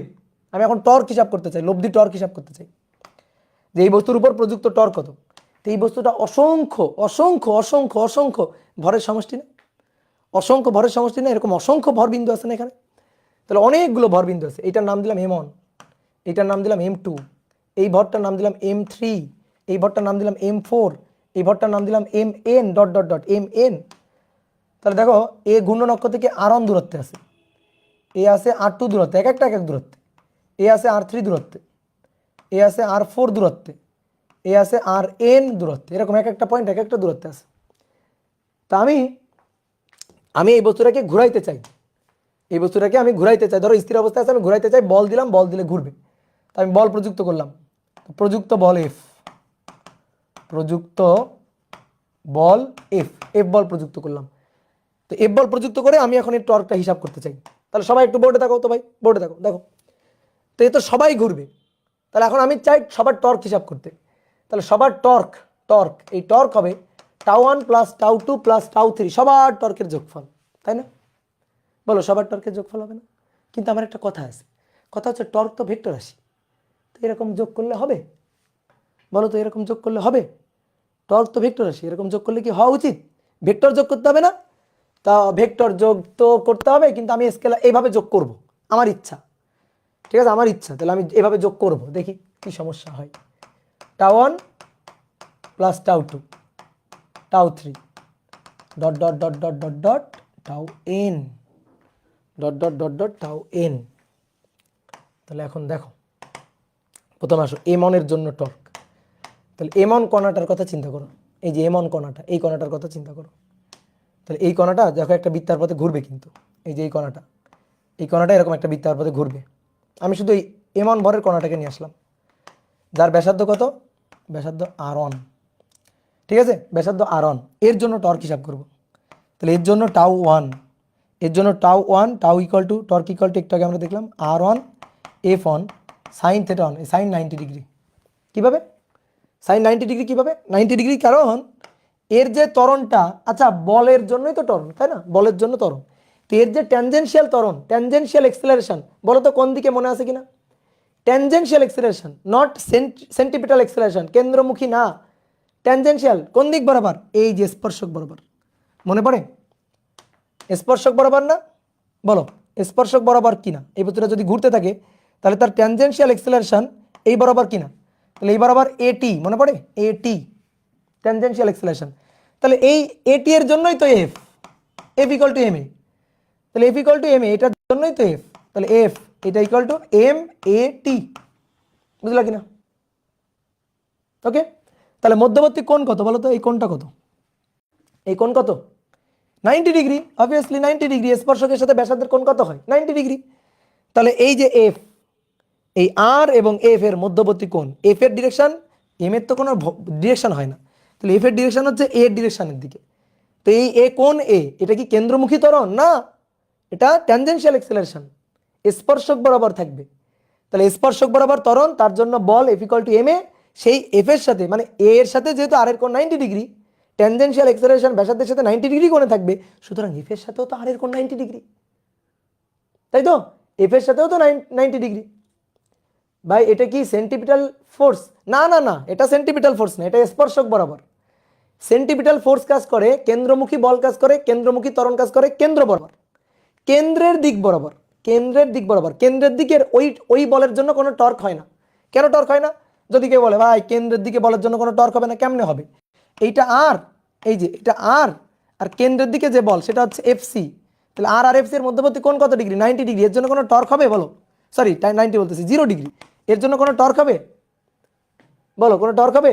180 ডিগ্রি বা 0 ডিগ্রি? হ্যাঁ 180 ডিগ্রি, সরি 180 ডিগ্রি। এর জন্য তো কোনো টর্ক হবে না। তাহলে কার জন্য, কোন বলের জন্য টর্ক এবং কোন ত্বরণের জন্য টর্ক হবে? ট্যানজেনশিয়াল এক্সেলারেশনের জন্য এবং ট্যানজেনশিয়াল ফোর্সের জন্য টর্ক হবে। কথা বুঝছো? এই কারণে আমরা কেন্দ্রমুখী বল এখানে নিচ্ছি না। তুমি বলতে পারো ভাই কেন্দ্রমুখী ত্বরণ কেন নিচ্ছেন না, কেন্দ্রমুখী বল কেন নিচ্ছেন না? এই কারণে নিচ্ছি না। ওকে, তাহলে আমরা পাইলাম R1 F1, এবার এফ ইকুয়াল টু তে এম এ একটু আগে উপরে লেখা হয়েছে, F equal to M A একটু আগে উপরে লেখা হয়েছে, তাহলে R one F equal to M A, M one A one, এই এ কিন্তু ট্যানজেনশিয়াল এক্সেলারেশন উপরে মেনশন করে দিছি, ঠিক আছে, ট্যানজেনশিয়াল এক্সেলারেশন উপরে মেনশন করে দিছি। তাহলে R one F equal to M one A one F equal to M A. এইবার আসো A equal to R alpha, মনে পড়ে A equal to R alpha, A equal to R alpha, তাহলে R one M one A equal to R alpha, R one alpha one, R one alpha one, alpha one হবে না ভাই, alpha আলফাই হবে। কারণ আমি গত ক্লাসে চিল্লাই চিল্লাই বলছিলাম, গলা আমার ভেঙে গেছিল চিল্লাইতে চিল্লাইতে, সেটা হচ্ছে কৌণিকগুলা সেম থাকে, মনে পড়ে কৌণিকগুলা সেম থাকে, মনে পড়ে কি না বলো, কৌণিকগুলা সেম থাকে। এমডি জাকারিয়া হোসেন বলছে দাদা কি রকেট পড়াইছে, এই দেখো একটা পাগল কোত্থেকে আসছে, পাবনা থেকে পালা আসছে, ধরো ধরো ওরে ধরো, ওরে ধরে আবার পাবনায় পাঠিয়ে দাও, ঠিক আছে। ও আজকের ক্লাসের শুরুতে কত সুন্দর করে আমি বললাম যে রকেট আমরা লাস্টে পড়বো, রকেট আমরা লাস্টে পড়বো, কত সুন্দর করে বললাম, এই পাগল কোত্থেকে আসছে, ধরো এরে। তাহলে এম অন আর অন স্কোয়ার আলফা, আলফা কিন্তু সেম থাকবে, কারণ থেটা সেম, থেটা সবার সেম থাকে, কৌণিক সরণ সবার সেম হয়, থেটা সেম, এই কারণে ওমেগা সেম থাকে, মানে কৌণিক সবগুলো সেম থাকে, সুতরাং আলফাটাও সেম থাকবে, ঠিক আছে। থেটার পরিবর্তনের হার ওমেগা, ওমেগার পরিবর্তনের হার আলফা, ওকে। তাহলে এটা হচ্ছে টাউ ওয়ান, সেম ভাবে টাউ টু, সেম ভাবে টাউ থ্রি, সব হিসাব করব, সব নিয়ে এখানে যোগ করব, সব এখানে যোগ করব। আসো এম অন আর one square alpha, M two R two square alpha, M three R three square alpha, dot dot dot dot dot dot M N R N square alpha. Now এবার আলফা কমন, এম অন আর one square, M two R two square, M three R three square, plus dot dot dot dot M N R N square. ভাই integration করা লাগবে না? অবশ্যই তো লাগবে, integration তো অবশ্যই করা লাগবে। চেনা চেনা লাগে, চেনা চেনা লাগে, বলো এটারে চেনা চেনা লাগে কিনা? এস, চেনা চেনা লাগে, এটা জড়তার ভ্রামক আই, এস শেষ, আই আলফা, এটাই torque. F equal to M A, তো এম এর জায়গা আই দখল করছে, এ এর জায়গা আলফা দখল করছে, আর এফ এর জায়গা টাউ দখল করছে, করবেই তো। এই তো সূত্র প্রমাণ শেষ, সূত্র প্রমাণ শেষ হয়ে গেল। এবার যে প্রশ্ন অন্তরে এখনো সুপ্ত আছে, সেই প্রশ্ন হচ্ছে ভাই টর্ক কেন যোগ করলেন? টর্ক তো ভেক্টর রাশি, তাহলে টর্কের হিসাব তো ভেক্টর নিয়মে লব্ধির হিসাব হবে, আপনি কেন যোগ করলেন? অবশ্যই আমি কেন যোগ করলাম, খুবই ইম্পর্টেন্ট কথা, কেন টর্ক যোগ করলাম বলো দেখি, কেন টর্ক যোগ করলাম? দেখো শোনো শোনো শোনো, আসো তুমি দুইটা বিন্দুর কথা চিন্তা করো, জাস্ট দুইটা বিন্দু, বেশি চিন্তা করতে হবে না, দুইটা বিন্দু ধরো, এই একটা বিন্দু আর এই একটা বিন্দু, দুইটা বিন্দু। তো ধরো এটা একটা চাকতি, চাকতির উপর দুইটা বিন্দু আছে, এই যে দুইটা বিন্দু আছে।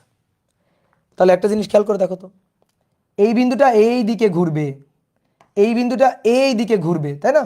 এইভাবে ঘুরবে। তাহলে দেখো তো এ যদি এই দিকে ঘোরে, এই যে এইভাবে ঘুরবে, এটা যদি এইভাবে ঘুরে, আর ক্রস এফ টর্ক কোন দিকে, আর ক্রস এফ টর্ক কোন দিকে, ঠিক আছে। এর ধরো এটা এফ, এটা আর, ঠিক আছে, এটা এফ, এটা আর।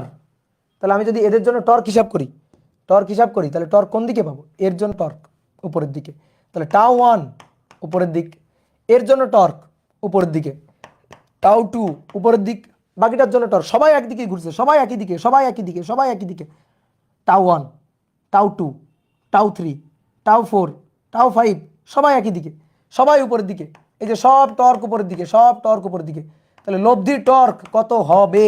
সব যদি একই দিকে থাকে, লব্ধির টর্ক কত হবে? Tau one plus tau two plus tau three plus, তাহলে টর্ক কত হবে? টর্ক হবে সবগুলা প্লাস, মানে লব্ধি করতেছি। তুমি যদি বলো, তোমার যদি বলি এই বলো উপরের দিকে 2 নিউটন, তারপরে উপরের দিকে 1 নিউটন, তারপরে উপরের দিকে 3 নিউটন, বল লব্ধি বল কত?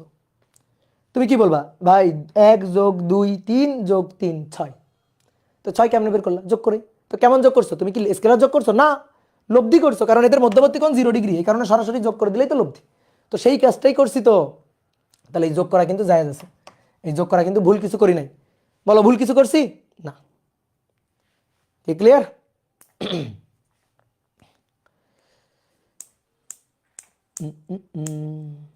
অনেকে একটা জিনিস ভাবতে পারে, ভাই ধরেন চাকতির আমি এইখানে বল দিলাম, আপনি সমস্ত ভর কেন ধরছেন, খুব ইম্পর্টেন্ট কথা। ধরো চাকতির এই পয়েন্টে ধরে ঘুরালাম, তাহলে ভাই এই পয়েন্টে ধরে ঘুরালেন, এই পয়েন্টের ভরটুকু নেবেন, এই পয়েন্টের ভরটুকু নেবেন। পুরো ভর আপনি কেন নিলেন, সবার ভর আপনি কেন নিলেন? হ্যাঁ, ইম্পর্টেন্ট কোশ্চেন। চাকতির এই পয়েন্ট ধরে আমি ঘুরালাম, এই পয়েন্ট ধরে ঘুরালে এই পয়েন্টটুকুই ঘুরছে নাকি পুরোটুকুই ঘুরছে?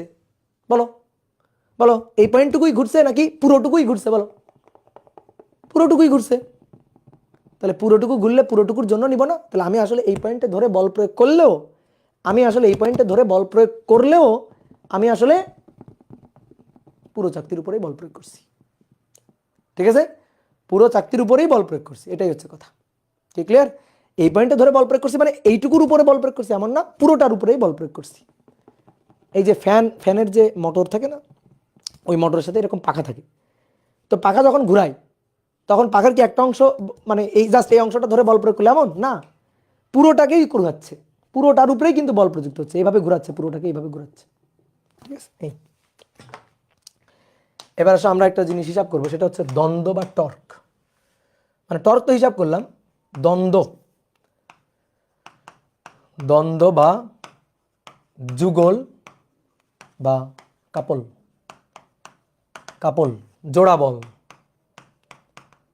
জোড়া বলের টর্ক, দ্বন্দ্ব বা যুগল বা কাপল, তিনটি শর্ত।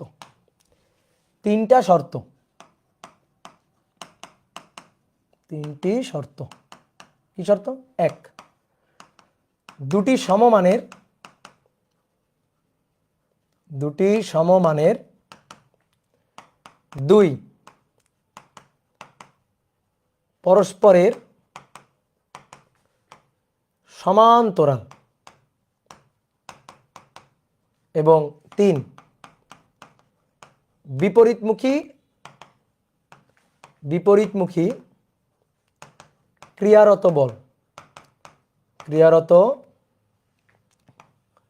বলের জন্য লব্ধি টর্ককে দ্বন্দ্ব বলে।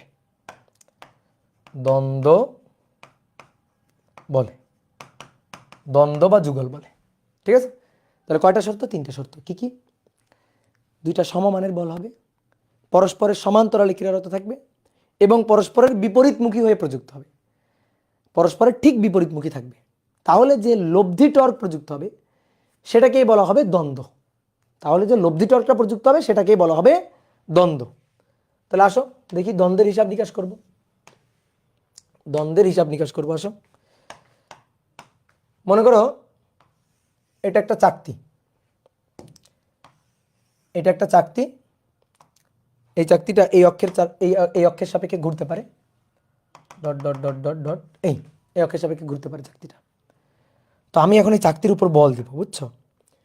তো চাকতির উপর একটা বল দিলাম ধরো এই পয়েন্টে, আর একটা বল দিলাম এই পয়েন্টে। বলো তো কেন্দ্র থেকে দুইটা বিন্দুর দূরত্ব কি একই? বলো, দুইটা বিন্দুর দূরত্ব কি একই?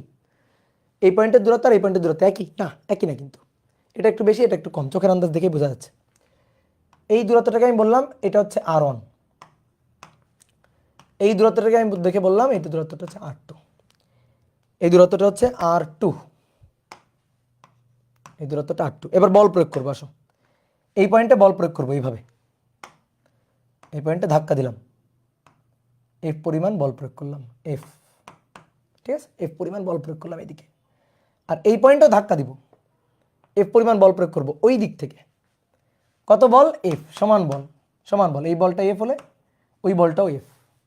তাহলে বলো তো এই বস্তুটার উপর দুইটা সমান্তরাল বল প্রযুক্ত হয়েছে না? দেখো, এই বস্তুটার উপর দুইটা সমান্তরাল বল প্রযুক্ত হয়েছে কিনা দেখো, এই দুইটা সমান্তরাল কিনা একটু বর্ধিত করো, তাহলে আরো সুন্দর করে টের পাবা। এই যে দেখো, দুইটা কেমন বল, পরস্পরের সাথে কেমন বল? সমান্তরাল বল। তাহলে দুইটা সমমানের F এর মান সমান, তারা পরস্পরের সমান্তরালে ক্রিয়ারত আছে এবং পরস্পরের বিপরীত দিক থেকে। বলো এই তিনটা শর্ত মানছে কিনা? বলো, তিনটা শর্ত মানছে কিনা? ইয়েস, সমমানের বল, পরস্পরের সমান্তরালে ক্রিয়ারত এবং একই বস্তুর উপর বিপরীতমুখী হয়ে ক্রিয়ারত। যদি এমন হয় ধরো এই বলটা এই দিক বরাবর প্রযুক্ত হচ্ছে, তাহলে কিন্তু হবে না, কারণ এই বলটা এদিকে হলে এই বলটা এদিকে যদি হয় তাহলে আর হবে না। এই বলটা এদিকে হলে এই বলটাকে এদিক বরাবর থাকতে হবে, তাহলে দ্বন্দ্ব প্রযুক্ত হবে। কি ক্লিয়ার? ক্লিয়ার? ওকে, তাহলে এবার আসো লব্ধি টর্ক হিসাব করব। লব্ধি টর্ক বলো তো কয়টা টর্ক এখানে? লব্ধি টর্কে দ্বন্দ্ব বলে। কয়টা টর্ক? দুইটা। এই বলের জন্য একটা টর্ক, এই বলের জন্য একটা টর্ক, দুইটা টর্ক। এই যে কোণটা, এই কোণটাকে আমি বললাম θ1, এই যে কোণটা এটাকে বললাম θ1, আর এই যে কোণটা এই কোণটাকে বললাম θ2। এই যে কোণটা এই কোণটাকে বললাম θ2, এটা θ1 আর এটা θ2। ওকে, তাহলে আসো এবার আসো, এই বিন্দু থেকে এই বলের উপর একটা লম্ব টানলাম। আচ্ছা লম্ব আগে টানতে হবে না, আগে তুমি আমাকে টর্কের হিসাব বলো। এই যে বলটা, এই বলটা এই চাকতিটাকে কোন দিকে ঘুরাইতে চাই বলো তো? চাকতিটাকে এই বলটা কোন দিকে ঘুরাইতে চাই? কোন দিকে ঘুরাইতে চাই বলো? কোন দিকে? এই বরাবর ঘুরাইতে চায় না, এই দিক বরাবর ঘুরাইতে চায় না, তাহলে এর জন্য এই বলের জন্য এই টর্কটাকে আমি বললাম τ1। ঠিক আছে, এই দিক বরাবর ঘুরাইতে চাই, এই দিক বরাবর ঘুরাইতে চাইলে τ1 কোন দিকে যাবে? উপরের দিকে। ইয়েস, τ1 থাকবে উপরের দিকে। তাহলে এই দিক বরাবর ঘুরাইতে চাই, এই দিক বরাবর ঘুরাইলে উপরের দিকে যাবে। বুঝো? অনেকে যদি বলে ভাই আপনি একটু দেখান ভেঙে চুরে, এটা এফ, এটা আর, তাহলে আর ক্রস এফ, আর ক্রস এফ উপরের দিকে, তাহলে এটা এভাবে ঘুরে যাবে, এভাবে ঘুরে যাবে, উপরের দিকে যাইতে চাই। ঠিক আছে, এইবার আসো এই বলটা কোন দিকে ঘুরাইতে চাই দেখো তো। দেখো এই বলটা কোন দিকে ঘুরাইতে চাই? এই বলটা এই দিক বরাবর ঘুরাইতে চাই, এটা হচ্ছে τ2 এর ডিরেকশন, এই দিক বরাবর ঘুরাইতে চাই। দেখবা কেন এই দিক বরাবর ঘুরাইতে চাই? এই যে তুমি চিন্তা করো ওই দিক দিয়ে ধাক্কা দিচ্ছ, তো ওই দিক দিয়ে ধাক্কা দিলে তো চাকতিটা এইভাবে এইভাবে ঘুরে যাবে, এটা কমন সেন্স। তাহলে এই বরাবর ঘুরাইতে চাই, তাহলে এই বরাবর ঘুরাইলে টর্কের ডিরেকশন কোন দিকে যাবে? টর্কের ডিরেকশনটা কোন দিকে যাবে? উপরের দিকে, নট নিচের দিকে। এই যে আমি জানি তোমরা ভুল বলবা, এটাকে ভুল বলছে পাগলাগুলা, এটা উপরের দিকে, নিচের দিকে না রে পাগলা, এটা উপরের দিকে। দেখো এটাও যেদিকে ঘুরাচ্ছে, এটাও যেদিকে ঘুরাচ্ছে, এটাও সেই দিকেই ঘুরাচ্ছে, একই দিকে ঘুরাচ্ছে। এই দেখো চাকতি দেখো, এই বলটা এইদিকে ঘুরাইতে চাই। ওকে, আর ওই পাশের বলটা এ দেখো, ওই পাশের বলটা এইভাবে ধাক্কা দেয়, এইভাবে ধাক্কা দেয়, ঘুরাচ্ছে তো একই দিকে। এটা এদিকে, এটা এদিকে, এটা এদিকে, এটা এদিকে, বোঝা যায়? একই দিকে, সেম ডিরেকশন, সেম ডিরেকশন। এখন তুমি বলো ভাই একটু আপনি হাত ঘুরে দেখা দেন। ওকে, আসো তাহলে এইটা হচ্ছে এফ, এটা হচ্ছে এফ, এটা হচ্ছে আর, তাহলে আসো আর ক্রস এফ, দেখো এদিকে দেখো, আর ক্রস,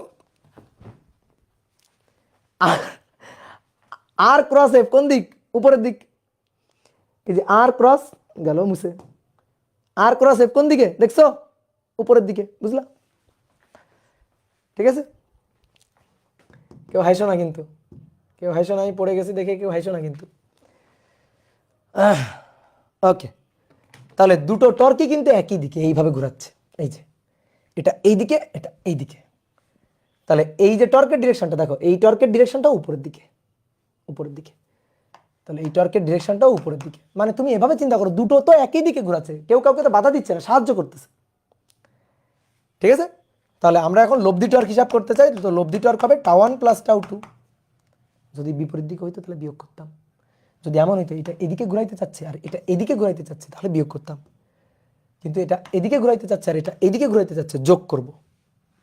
ওকে, তাহলে এবার টর্কের সূত্র যেটা আমরা জানি ভাই, torque equal two RF sin θ। এর জন্য R1 F তো F কারণ সমমানের বল, sin θ1। এর জন্য টর্কের মান R2 F F sin θ2। তাহলে এফটাকে কমন নিলাম, R1 sin θ1 R2 sin θ2। ওকে, R1 sin θ1 R2 sin θ2। এবার একটা জিনিস খেয়াল করো, দেখো এই পয়েন্ট থেকে এর উপর লম্ব টানলাম, এই লম্ব বলটা হচ্ছে নাম দিলাম লম্ব দূরত্বটার নাম দিলাম D1, আর এই একটা লম্ব টানলাম, এই একটা লম্ব টানলাম, এই লম্ব দূরত্বটার নাম দিলাম এটা হচ্ছে D2 নাম দিলাম। তাহলে আসো এই কোণের sin θ, sin θ1, সাগরে লবণ আছে, লবণ D1 আর আছে অতিভুজ R1, তাহলে অর্থাৎ D1 হচ্ছে R1 sin θ1, D1 = R1 sin θ1। কি ক্লিয়ার? D1 = R1 sin θ1। এবার এই ত্রিভুজের জন্য sin θ2 সাগরে লবণ আছে, এই যে সাইন থেটা 2 লবণ d2/r2, তাহলে অতএব d2 সমান সমান r2 sin θ 2, r2 sin θ 2। তাহলে d1 হচ্ছে r1 sin θ 1 আর d2 হচ্ছে r2 sin θ 2, r1 sin θ 1 r2 sin θ 2। তাহলে f r1 sin θ 1 d1 r2 sin θ 2 d2, তাহলে এটা d1 এটা d2, d1 প্লাস d2। বুঝতে পারছো? এবার তুমি দেখো তো ভাই d1 আর d2 এটা এই দুইটার মধ্যকার দূরত্ব না, এই সমান্তরাল দুইটা রেখার মধ্যকার দূরত্ব না d1 প্লাস d2, এই যে সমান্তরাল দুইটা রেখা তাদের মধ্যকার লম্ব দূরত্ব d1 প্লাস d2 না, তাহলে এটাকে d বলি, তাহলে f ইন্টু d। বুঝলা? এটাই হচ্ছে দ্বন্দ্বের সূত্র। তাহলে দ্বন্দ্ব মানে সহজ কথা, দ্বন্দ্ব মানে লব্ধি টর্ক, দুটো বল প্রযুক্ত হয়ে যে লব্ধি টর্ক তৈরি করবে সেই লব্ধি টর্ক। তাহলে সেই লব্ধি টর্কের মান যদি আমরা হিসাব করতে চাই তো কেমনে হিসাব করব? যে কোনো একটা বলের মান নিব এবং বল দ্বয়ের মধ্যকার লম্ব দূরত্ব গুণ করে দিব। যে কোনো একটা বলের মান নিব এবং বল দ্বয়ের মধ্যকার লম্ব দূরত্ব গুণ করে দিব। তাহলে টর্ক টাউ এটা equal two F into D. ঠিক আছে? তাহলে অতএব টর্ক যে কোনো একটি বলের মান, একটু বাংলায় লিখি, যে কোনো একটি বলের মান গুণ বলদ্বয়ের মধ্যকার লম্ব দূরত্ব, বলদ্বয়ের মধ্যকার লম্ব দূরত্ব। দেখো দুইটা বল মানে প্যারালাল রেখা তাদের মধ্যকার লম্ব দূরত্ব সরাসরি তুমি হিসাব করে ফেলতে পারবা টর্ক। তোমার আর কষ্ট করে f1 r sin θ 1 মানে sorry r1 f sin θ 1 r2 f sin θ 1 sin θ 2 এই দুইটা দিয়ে যোগ করে লব্ধি টর্ক হিসাব করার দরকার নেই। তুমি যে কোনো একটা বলের মান নিবা, তাদের মধ্যকার দূরত্ব লম্ব দূরত্ব গুণ করে দিবা, টর্কের মানটা তুমি পেয়ে যাবা। কি ক্লিয়ার? ওকে।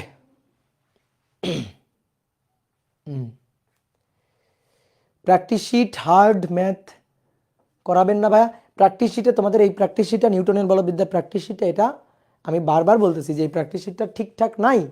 তোমাদের যে কটা ম্যাথ আমি ক্লাসে করাই দিই দিস ইজ এনাফ। তোমাদের অনেক অনেক মানে করো যে কঠিন কঠিন ম্যাথ ঢুকাই দিছে, আমি যেগুলো ক্লাসে করাই দিব এগুলো এনাফ। তারপর আমি চেষ্টা করব এই অধ্যায়টা শেষ হয়ে গেলে প্র্যাকটিস শিটের ম্যাক্সিমাম ম্যাথ করাই দেওয়ার, কোনো চিন্তা নেই। যাও আমি করাই দিব, কথা দিলাম। ঠিক আছে? থাকো, লেগে থাকো, আমার সাথে লেগে থাকো, তোমাকে সব করাই দিব, কোনো ব্যাপার না। শুধু ক্লাস করে যাও, দেখবা ক্লাসের পাহাড় জমে গেছে এক সময়। তুমি শুধু খালি মাথায় রাখো আমি যা পড়াই তাই খালি বাসায় প্র্যাকটিস করবা, বেশি বেশি প্র্যাকটিস করবা। অনেকের মনে মনে করো মাথায় থাকে খাতায় থাকে না, ওই সরি খাতায় থাকে মাথায় থাকে না, উল্টা বলছি। তো এই কারণে বেশি বেশি করে প্র্যাকটিস করবা, বেশি বেশি প্র্যাকটিস করবা, যা পড়াবো তাই প্র্যাকটিস করবা, একটু একটু একটু একটু করে অনেক কিছু পড়াবো, সেই জিনিসগুলো প্র্যাকটিস করতে হবে। বুঝলা? তাহলে টর্কের আদ্যপ্রান্ত কথাবার্তা শেষ, টর্কের আমরা ম্যাথ করব, কিন্তু আজকে না। আমরা আজকে একটু কৌণিক ভরবেগ পড়বো। তাহলে লিখো কৌণিক ভরবেগ।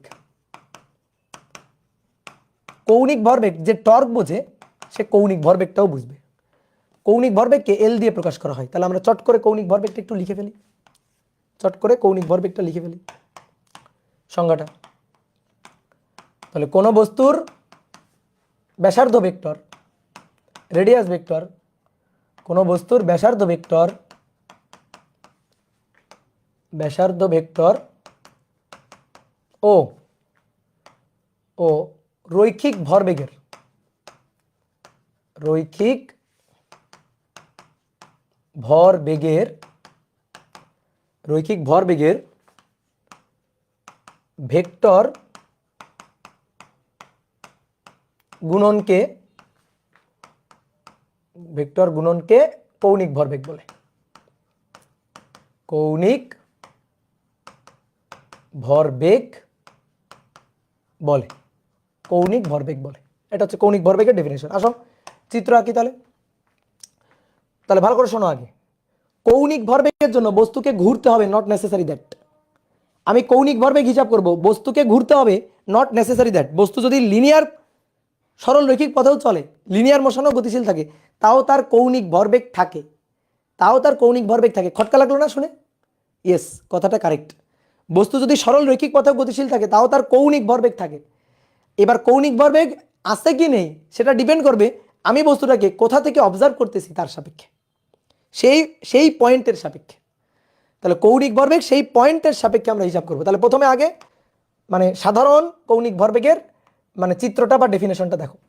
ধরো এই একটা বস্তু সরল রৈখিক পথে লিনিয়ার মোশনে বস্তুটা চলতেছে, সরল রৈখিক পথে ভি বেগ নিয়ে চলতেছে, বস্তুর ভর এম, সরল রৈখিক পথে এইভাবে বস্তুটা চলতেছে। এইবার তুমি দাঁড়ানো আসো এই পয়েন্টে, তুমি ধরো এই পয়েন্টে আসো, ঠিক আছে, তুমি ধরো এই পয়েন্টে অবস্থান করতেছো, তাহলে এইটা হচ্ছে তোমার ও বিন্দু, অবজারভার পয়েন্ট এটা। তুমি এই বিন্দুর সাপেক্ষে ওই বস্তুটাকে অবজার্ভ করবা, তাহলে ওই এই বিন্দুর সাপেক্ষে ওই বস্তুটাকে অবজার্ভ করলে যে কোনো মুহূর্তের, ধরো কোনো মুহূর্তে বস্তুটা এই বরাবর আসতেছিল, কোনো মুহূর্তে বস্তুটা এখানে আসে, তাহলে কোনো মুহূর্তে যদি বস্তুটা এখানে থাকে তাহলে এখান থেকে এই যে দূরত্বটা, এই দূরত্বটা হচ্ছে ব্যাসার্ধ ভেক্টর আর, ঠিক আছে। একটু পরে বস্তু যদি এখানে চলে যায়, ধরো বস্তু এখানে চলে গেছে, তাহলে তখন কিন্তু ব্যাসার্ধ ভেক্টর হবে এইটা, বুঝলা, তখন কিন্তু ব্যাসার্ধ ভেক্টর হবে এইটা। যখন বস্তুটা এখানে চলে গেছে তখন কিন্তু ব্যাসার্ধ ভেক্টর হবে এইটা, যখন বস্তুটা এখানে চলে গেছে তখন কিন্তু ব্যাসার্ধ ভেক্টর হবে এইটা, মাথায় রাখিও কথাটা। তাহলে ধরো বস্তু এই বরাবর চলতেছে, বস্তু এই বরাবর চলতেছে, তো এইখানে বস্তুটা মানে আছে কোন একটা মুহূর্তে বস্তুর অবস্থান এইটা, ধরো টি সময় বস্তুটা এখানে আছে, ধরো এখান থেকে চলা শুরু করে এই বরাবর এসে এখানে আসছে কেবল। তাহলে এই পয়েন্টে যখন আমি অবজার্ভ করছি এখান থেকে, মানে আমি এখানে অবস্থান করতেছি, তাহলে এখান থেকে এই বস্তুর এই যে দূরত্বটা, এই দূরত্বটা হচ্ছে রেডিয়াস ভেক্টর আর, ব্যাসার্ধ ভেক্টর। এইবার বস্তুর বেগ হচ্ছে ভি, রৈখিক বেগ ভি। তাহলে রৈখিক বেগ যদি ভি হয়, কৌণিক ভর বেগের ডিরেকশন কোন দিকে হবে? সরি, কৌণিক ভর বেগ বলতেছি, রৈখিক ভর বেগের ডিরেকশন কোন দিকে হবে? এটা হচ্ছে রৈখিক বেগ ভি। আচ্ছা, রৈখিক ভর বেগ পি না, p equal to M V না? এম এর কি কোনো দিক আছে? নাই, এম এর কোনো দিক নাই। তাহলে দিকটা কার? ভি এর। ভি এর দিকই পি এর দিক, ভি এর দিকই পি এর দিক। তো ভি তো এই বরাবর, তাহলে ভি যদি এই বরাবর থাকে তাহলে পিও হবে এই বরাবর। ভি যদি এই বরাবর থাকে তাহলে পিও হবে এই বরাবর, পি। কি কথা বুঝছো? ভি যেদিকে পিও থাকবে সেই দিকে, ভি যেদিক বরাবর পি থাকবে সেদিক বরাবর। ডান, কথা ক্লিয়ার? তাহলে ভিটা এদিক বরাবর, ভিটা সরল রৈখিক পথে এদিক বরাবর, তাহলে পিটাও এই একই বরাবর থাকবে। এই এই এই এই এই কি হলো?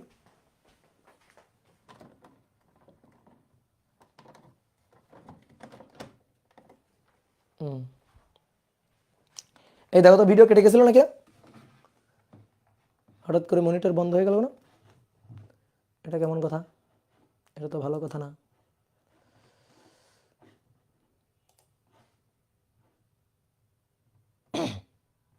কিছু হয় না, হ্যাঁ ঠিক আছে, ওকে। তাহলে এটা আর, এটা পি, আর আর পি এর মধ্যবর্তী কোণ, আর আর পি এর মধ্যবর্তী কোণ, বলো তো এইটা কি আর আর পি এর মধ্যবর্তী কোণ? না, আর আর পি এর মধ্যবর্তী কোণ কিন্তু এটা না। ভেবে বলো তো আর আর পি এর মধ্যবর্তী কোণ কোনটা? আর আর পি এর মধ্যবর্তী কোণ এই যে এটা, কারণ পি এর পা আছে এখানে, আর এর মাথা আছে, তাহলে হবে না কিন্তু। তাহলে আর আর পি এর মধ্যবর্তী কোণ বহিস্থ কোণ, এই যে বাইরে নেওয়ার পরে, এই যে বর্ধিত করে নেওয়ার পরে তারপরে কোণ, এই কোণটা থেকে আর আর পি এর মধ্যবর্তী কোণ, বাইরের কোণটা 180, 180 মাইনাস এইটা আর কি, যদি নাও তাহলে 180 মাইনাস এটা, মানে আর আর পি এর মধ্যবর্তী কোণ হচ্ছে এটা। তাহলে এটা হচ্ছে আর আর পি এর মধ্যবর্তী কোণ। এইবার তাহলে কৌণিক ভরবেগকে এল দিয়ে লেখা হয়, তাহলে এল ইকুয়াল হবে আর ক্রস পি, এল ইকুয়াল হবে আর ক্রস পি, এটা হচ্ছে আমাদের সূত্র। যদি বলি মান, তাহলে মান হবে আর এর মান, পি এর মান, তাদের মধ্যবর্তী কোণের সাইন থিটা। ঠিক আছে, এটাকে আরেকটু যদি ভাঙি, তাহলে আর এর মান, পি মানে তো এম ভি, তাদের মধ্যবর্তী কোণের সাইন থিটা। এটা হচ্ছে মানের সূত্র, এইটা মানের সূত্র। ঠিক আছে, এবার আসো, কোনো বস্তু যদি বৃত্তাকার পথে ঘোরে তখন আমরা কৌণিক ভরবেগ কেমনে হিসাব করি? অনেকে ভাবতে ভাই সরল রৈখিক পথে যাচ্ছে, সরল রৈখিক পথে যাচ্ছে, তাও কেন কৌণিক ভরবেগ থাকে? কারণ তুমি যখন এ যদি সরল রৈখিক পথে চলে, তুমি যদি এখান থেকে অবজার্ভ করো, তুমি কিন্তু সরল রৈখিক পথ দেখবে না, তোমার কাছে মনে হবে ঘুরে যাচ্ছে। দেখো মনে হবে কিনা, তুমি একটা কাজ করো, আমি এখানে দাঁড়ানো আছি না, দেখতে পাচ্ছ এই যে আমার একটু দেখা যাচ্ছে না স্ক্রিনে? দেখো আমাকে কি একটু স্ক্রিনে দেখা যাচ্ছে? স্ক্রিনে দেখা যাচ্ছে একটু, হ্যাঁ। তুমি একটা কাজ করো, তুমি আমার দিকে পয়েন্ট করো, এরকম আমার দিকে এভাবে পয়েন্ট করো, আমার দিকে পয়েন্ট করছো, এইভাবে আঙুল দিয়ে পয়েন্ট করো, এইভাবে আঙুল দিয়ে পয়েন্ট করো। এবার আমি হেঁটে যাব, আমি হেঁটে হেঁটে সামনে যাব, তুমি তুমি আমার দিকে আঙুল রাখবা, আমার দিকে আঙুল রাখবা, আঙুল যেন আমার দিক থেকে না সরে। আমি হেঁটে যাচ্ছি কিন্তু, রেডি, 1 2 3, দেখবা তোমার হাতটা বা আঙুলটা কেমনভাবে থাকে। এই যে আমি হেঁটে হেঁটে হেঁটে হেঁটে সামনের দিকে যাচ্ছি, এই যে হেঁটে হেঁটে সামনের দিকে এখানে গেলাম, বলো তোমার আঙুলটা কেমনভাবে ঘুরছে, বলো তোমার হাতটা কেমনভাবে ঘুরছে? হাতটা এইভাবে ঘুরে গেছে না? দেখো তো এইভাবে ঘুরে গেছে না? যেমন দেখো আমার সামনে ক্যামেরা আছে, আমি এইখান থেকে ওই ক্যামেরার দিকে অ্যাঙ্গেল মানে আঙুল দিতে দিতে যাব, তাহলে আমার হাতটা দেখো তো ঘোরে কিনা, দেখো আমার হাতটা এইভাবে ঘুরতে ঘুরতে যাবে কিনা, এইভাবে ঘুরতে ঘুরতে যাবে কিনা। কি ক্লিয়ার? ধরো আমার সামনে দিয়ে কেউ সরল রৈখিক পথে চলে যাচ্ছে, সরল রৈখিক পথে চলে যাচ্ছে, তাহলে আমার হাতটা এভাবে, প্রথমে আমি তাকে দেখছিলাম ওইখানে, তারপর একটু পরে এইখানে, তারপর একটু পরে এইখানে, তারপর একটু পরে এইখানে, তারপর একটু পরে এইখানে, তারপর একটু পরে এইখানে, তারপর একটু পরে এইখানে। কি তাই না? তাহলে দেখো তো এইভাবে ঘুরে যাচ্ছে না? বুঝতে পারতেছো বৃত্তাকার কোত্থেকে আসতেছে? এই জিনিসগুলো কিন্তু পাবা না, এই জিনিসগুলো কিন্তু বুঝতে হবে, বই পড়ে কিন্তু এই জিনিসগুলো বোঝা যাবে না, ফিল করা যাবে না। তো এইবার আসো, আমি তোমাকে লিনিয়ার মোশন না একেবারে সার্কুলার মোশনের জন্য দেখাই। তো কোনো একটা বস্তু চিন্তা করো বৃত্তাকার পথে ঘুরছে, যে এই হচ্ছে বস্তুটা, এই বস্তুটা বৃত্তাকার পথে ঘুরছে, তো যে কোনো পয়েন্টে তার বেগ থাকবে স্পর্শক বরাবর, এটা স্পর্শক বরাবর তার বেগ ভি, এটা সেন্টার এই, তাহলে ব্যাসার্ধ ভেক্টর এটা, এটা হচ্ছে ব্যাসার্ধ ভেক্টর। ঠিক আছে, এই যে তুমি এখান থেকে অবজার্ভ করতেছো সেন্টারের সাপেক্ষে, বুঝছো, কেন্দ্রের সাপেক্ষে অবজার্ভ করতেছো, এখানে অবজারভার কোথায় আছে? কেন্দ্রে। তাহলে এটা হচ্ছে ব্যাসার্ধ ভেক্টর, তাকে আমি বর্ধিত করলে এটা, এটা আর ভেক্টর, বর্ধিত করার পরে এটা আর, তাহলে আর এবং পি এর, পি কোনটা? পি হচ্ছে এই যে ভি এর দিকে পি, যেদিকে ভি সেদিকেই তো পি, এই যে p equal to M v, v এর ডিরেকশনই তো পি এর ডিরেকশন, তাহলে পি আর আর এর মধ্যবর্তী কোণ এইটা হচ্ছে থিটা, তাহলে আর ক্রস পি ডিরেকশন উপরের দিকে, আর ক্রস পি ডিরেকশনটা উপরের দিকে, তাহলে টর্কের ডিরেকশন থাকবে, সরি টর্ক বলতেছি, কৌণিক ভরবেগের ডিরেকশন থাকবে এই যে উপরের দিকে, কোন দিকে? উপরের দিক বরাবর। এই এবার আর হাতটাকে অত সুন্দর করে আঁকলাম না, কোনো মতে আঁকলাম, আর ক্রস পি।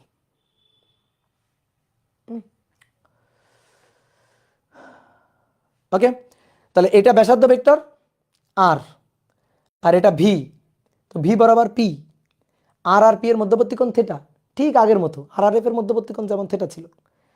তাহলে এই যে স্পর্শক বরাবর কোণটা, এই কোণটা থিটা, যেহেতু বৃত্তার পথে ঘুরলে এই কোণটা 90 ডিগ্রি বলতেই পারি, এখানে এই ক্ষেত্রে 90 ডিগ্রি বলতে পারি, সব ক্ষেত্রে 90 হবে এমন কোনো কথা নেই, এই ক্ষেত্রে আমরা বলতে পারি 90 ডিগ্রি। ঠিক আছে, এই ক্ষেত্রে বলতে পারি 90 ডিগ্রি।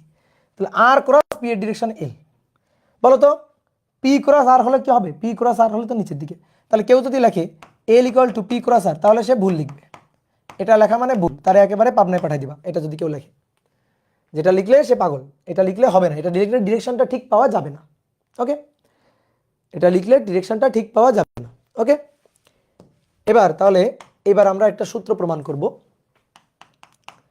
সেটা হচ্ছে কৌণিক ভরবেগ, কৌণিক ভরবেগ L equal to I omega, কৌণিক ভরবেগ L equal to I omega, এই সূত্রটা আমরা প্রমাণ করতে চাই। তো চলো ঠিক আগের মতো, আচ্ছা বলো তো P equal to I, sorry I omega,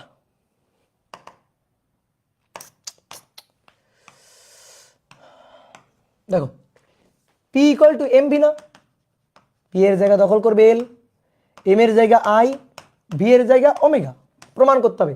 তোমাকে আমি দুটো প্রমাণ অলরেডি করে দিয়েছি, E K equal to half M V স্কোয়ারের জায়গায় হাফ আই ওমেগা স্কোয়ার, আর অলরেডি আজকে একটা প্রমাণ করছি tau equal to I alpha, মানে যেখানে F equal to M A ছিল। তাহলে তুমি পারবা না এটা প্রমাণ করতে? সেম সেম প্রসিডিউর, সেম একইভাবে প্রমাণ, সেম একইভাবে প্রমাণ, বলো পারবো কিনা? ঠিক আছে বলো, তাহলে চলো ধরো এই একটা চাকতি, এই চাকতিটা বৃত্তাকার পথে ঘুরছে, বৃত্তাকার পথে ঘুরছে,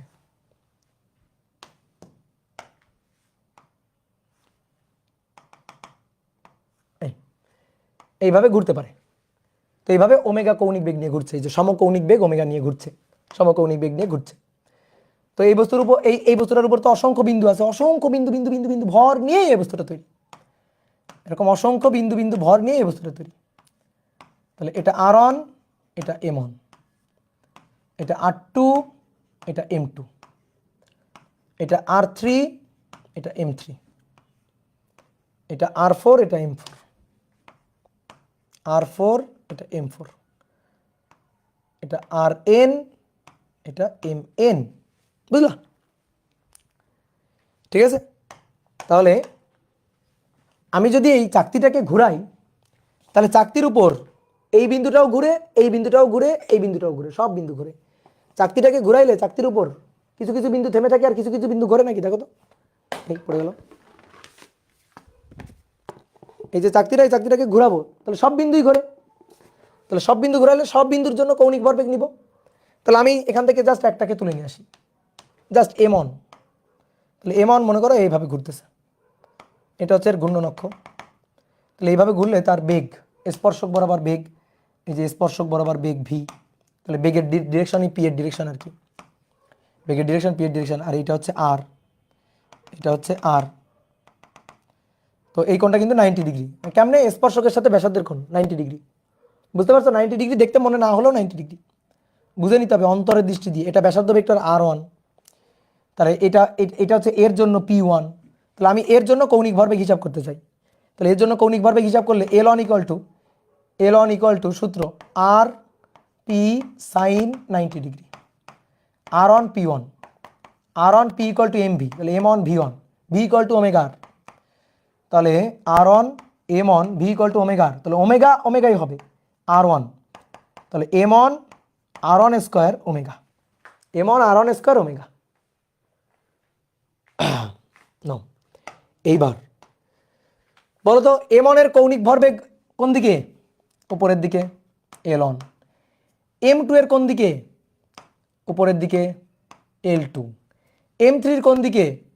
উপরের দিকে L3। তাহলে সবার কোন দিকে? উপরের দিকে, কি তাই না? বলো বলো বলো, সবারই কোন দিকে? সবার কোন দিকে? সবার কোন দিকে? m1 এর জন্য এভাবে ঘুরলে উপরের দিকে, এই যে ধরো এইভাবে ঘুরতেছে, এইভাবে ঘোরাচ্ছি, তাহলে r ক্রস p উপরের দিক, r ক্রস p উপরের দিক, r ক্রস p সবার জন্য কোন দিকে? উপরের দিকে। তাহলে আমি যদি এর কৌণিক ভরবেগ টোটালটা হিসাব করতে চাই, L1 plus L2 plus L3 plus dot dot dot dot dot dot dot dot Ln, তাহলে L equal to m1 r1 square omega, m1 r1 square omega, m2 r2 square omega plus dot dot dot dot mn rn square omega. তাহলে এবার ওমেগাটা common নিয়ে নিলাম, m1 r1 square, m2 r2 square plus dot dot dot dot mn rn square. এবার চেনো এই জিনিসটা, চেনো? চেনা চেনা লাগে, চেনা চেনা লাগে, এটা i। তাহলে অর্থাৎ L equal to i omega, L equal to i omega. ঠিক আছে, ওকে, ক্লিয়ার। বাংলাদেশের কে কে হাত তোলো না? কেন, তুমি কি উগান্ডা থেকে আসছো? বলো।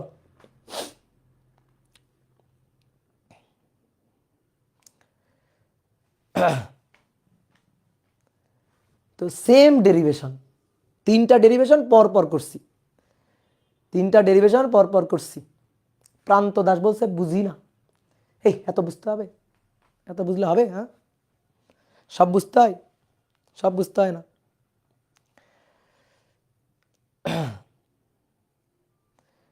ভাই আপনি কোন দেশের? আমি রাজশাহীর, রাজশাহী, সিটি অফ ম্যাঙ্গো, রাজশাহীর।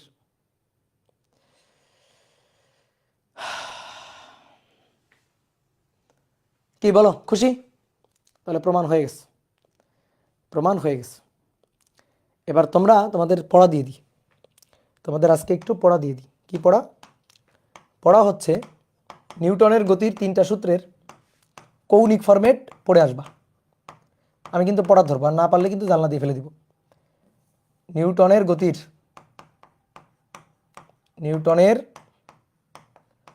গতির সূত্রের কৌণিক ফরম্যাট, কৌণিক ফরম্যাট।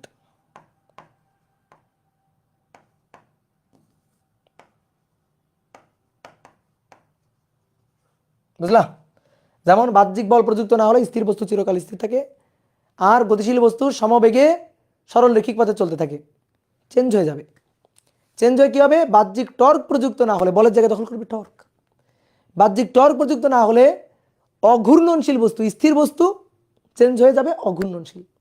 তাহলে বাহ্যিক বল প্রযুক্ত না হলে চেঞ্জ হয়ে বাহ্যিক টর্ক প্রযুক্ত না হলে, আগে ছিল স্থির বস্তু চিরকাল স্থির, এখানে হবে অঘূর্ণনশীল বস্তু চিরকাল অঘূর্ণনশীল। এবং আগে ছিল গতিশীল বস্তু সমবেগে সরলরৈখিক পথে চলতে থাকবে, এখানে হবে ঘূর্ণনশীল বস্তু সমবেগে সমকৌণিক বেগে আজীবন ঘুরতে থাকবে। বুঝলা? বলো পারবা কিনা, বলো পারবা কিনা। দ্বিতীয় সূত্রটা কি ছিল? দ্বিতীয় সূত্রটা কি ছিল? দ্বিতীয় সূত্রটা কি ছিল? দ্বিতীয় সূত্রটা ছিল বাহ্যিক বল প্রযুক্ত করলে বস্তুর ভরবেগের পরিবর্তন হবে এবং ভরবেগের পরিবর্তনের হার প্রযুক্ত বলের সমানুপাতিক। বল যেদিকে ক্রিয়া করবে বস্তুর ভরবেগের পরিবর্তন সেই দিকেই ঘটবে। একেবারে ঠুটস্থ সূত্র। তাহলে এখানে সূত্রটা কি হবে? কৌণিক ফরম্যাটের সূত্রটা কি হবে? যে টর্ক প্রযুক্ত হলে বস্তুর কৌণিক ভরবেগের পরিবর্তন হবে। আগে বল প্রযুক্ত হলে রৈখিক ভরবেগের পরিবর্তন, মানে ভরবেগের পরিবর্তন হতো। শুধু ভরবেগ বললে রৈখিক ভরবেগই বুঝবো। আর টর্ক প্রযুক্ত হলে কৌণিক ভরবেগের পরিবর্তন হবে।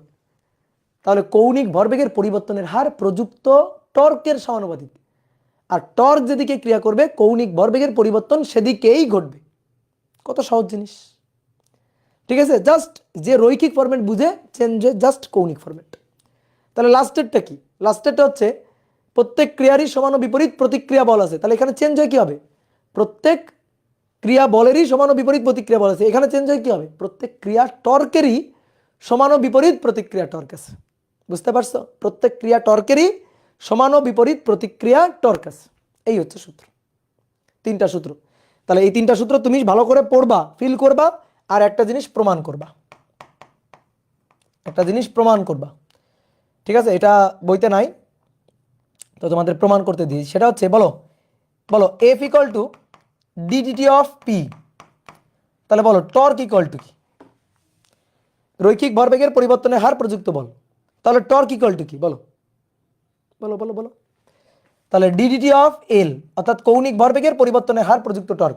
এটা প্রমাণ করবা। এটা আমি বিশ্বাস করি না, আমি বিশ্বাস করি না, প্রমাণ করবা, ঠিক আছে?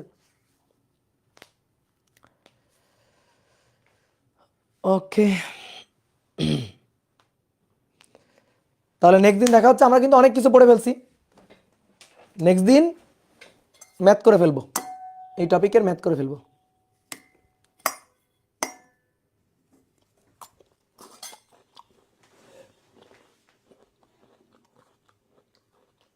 হাই দে কমেন্ট।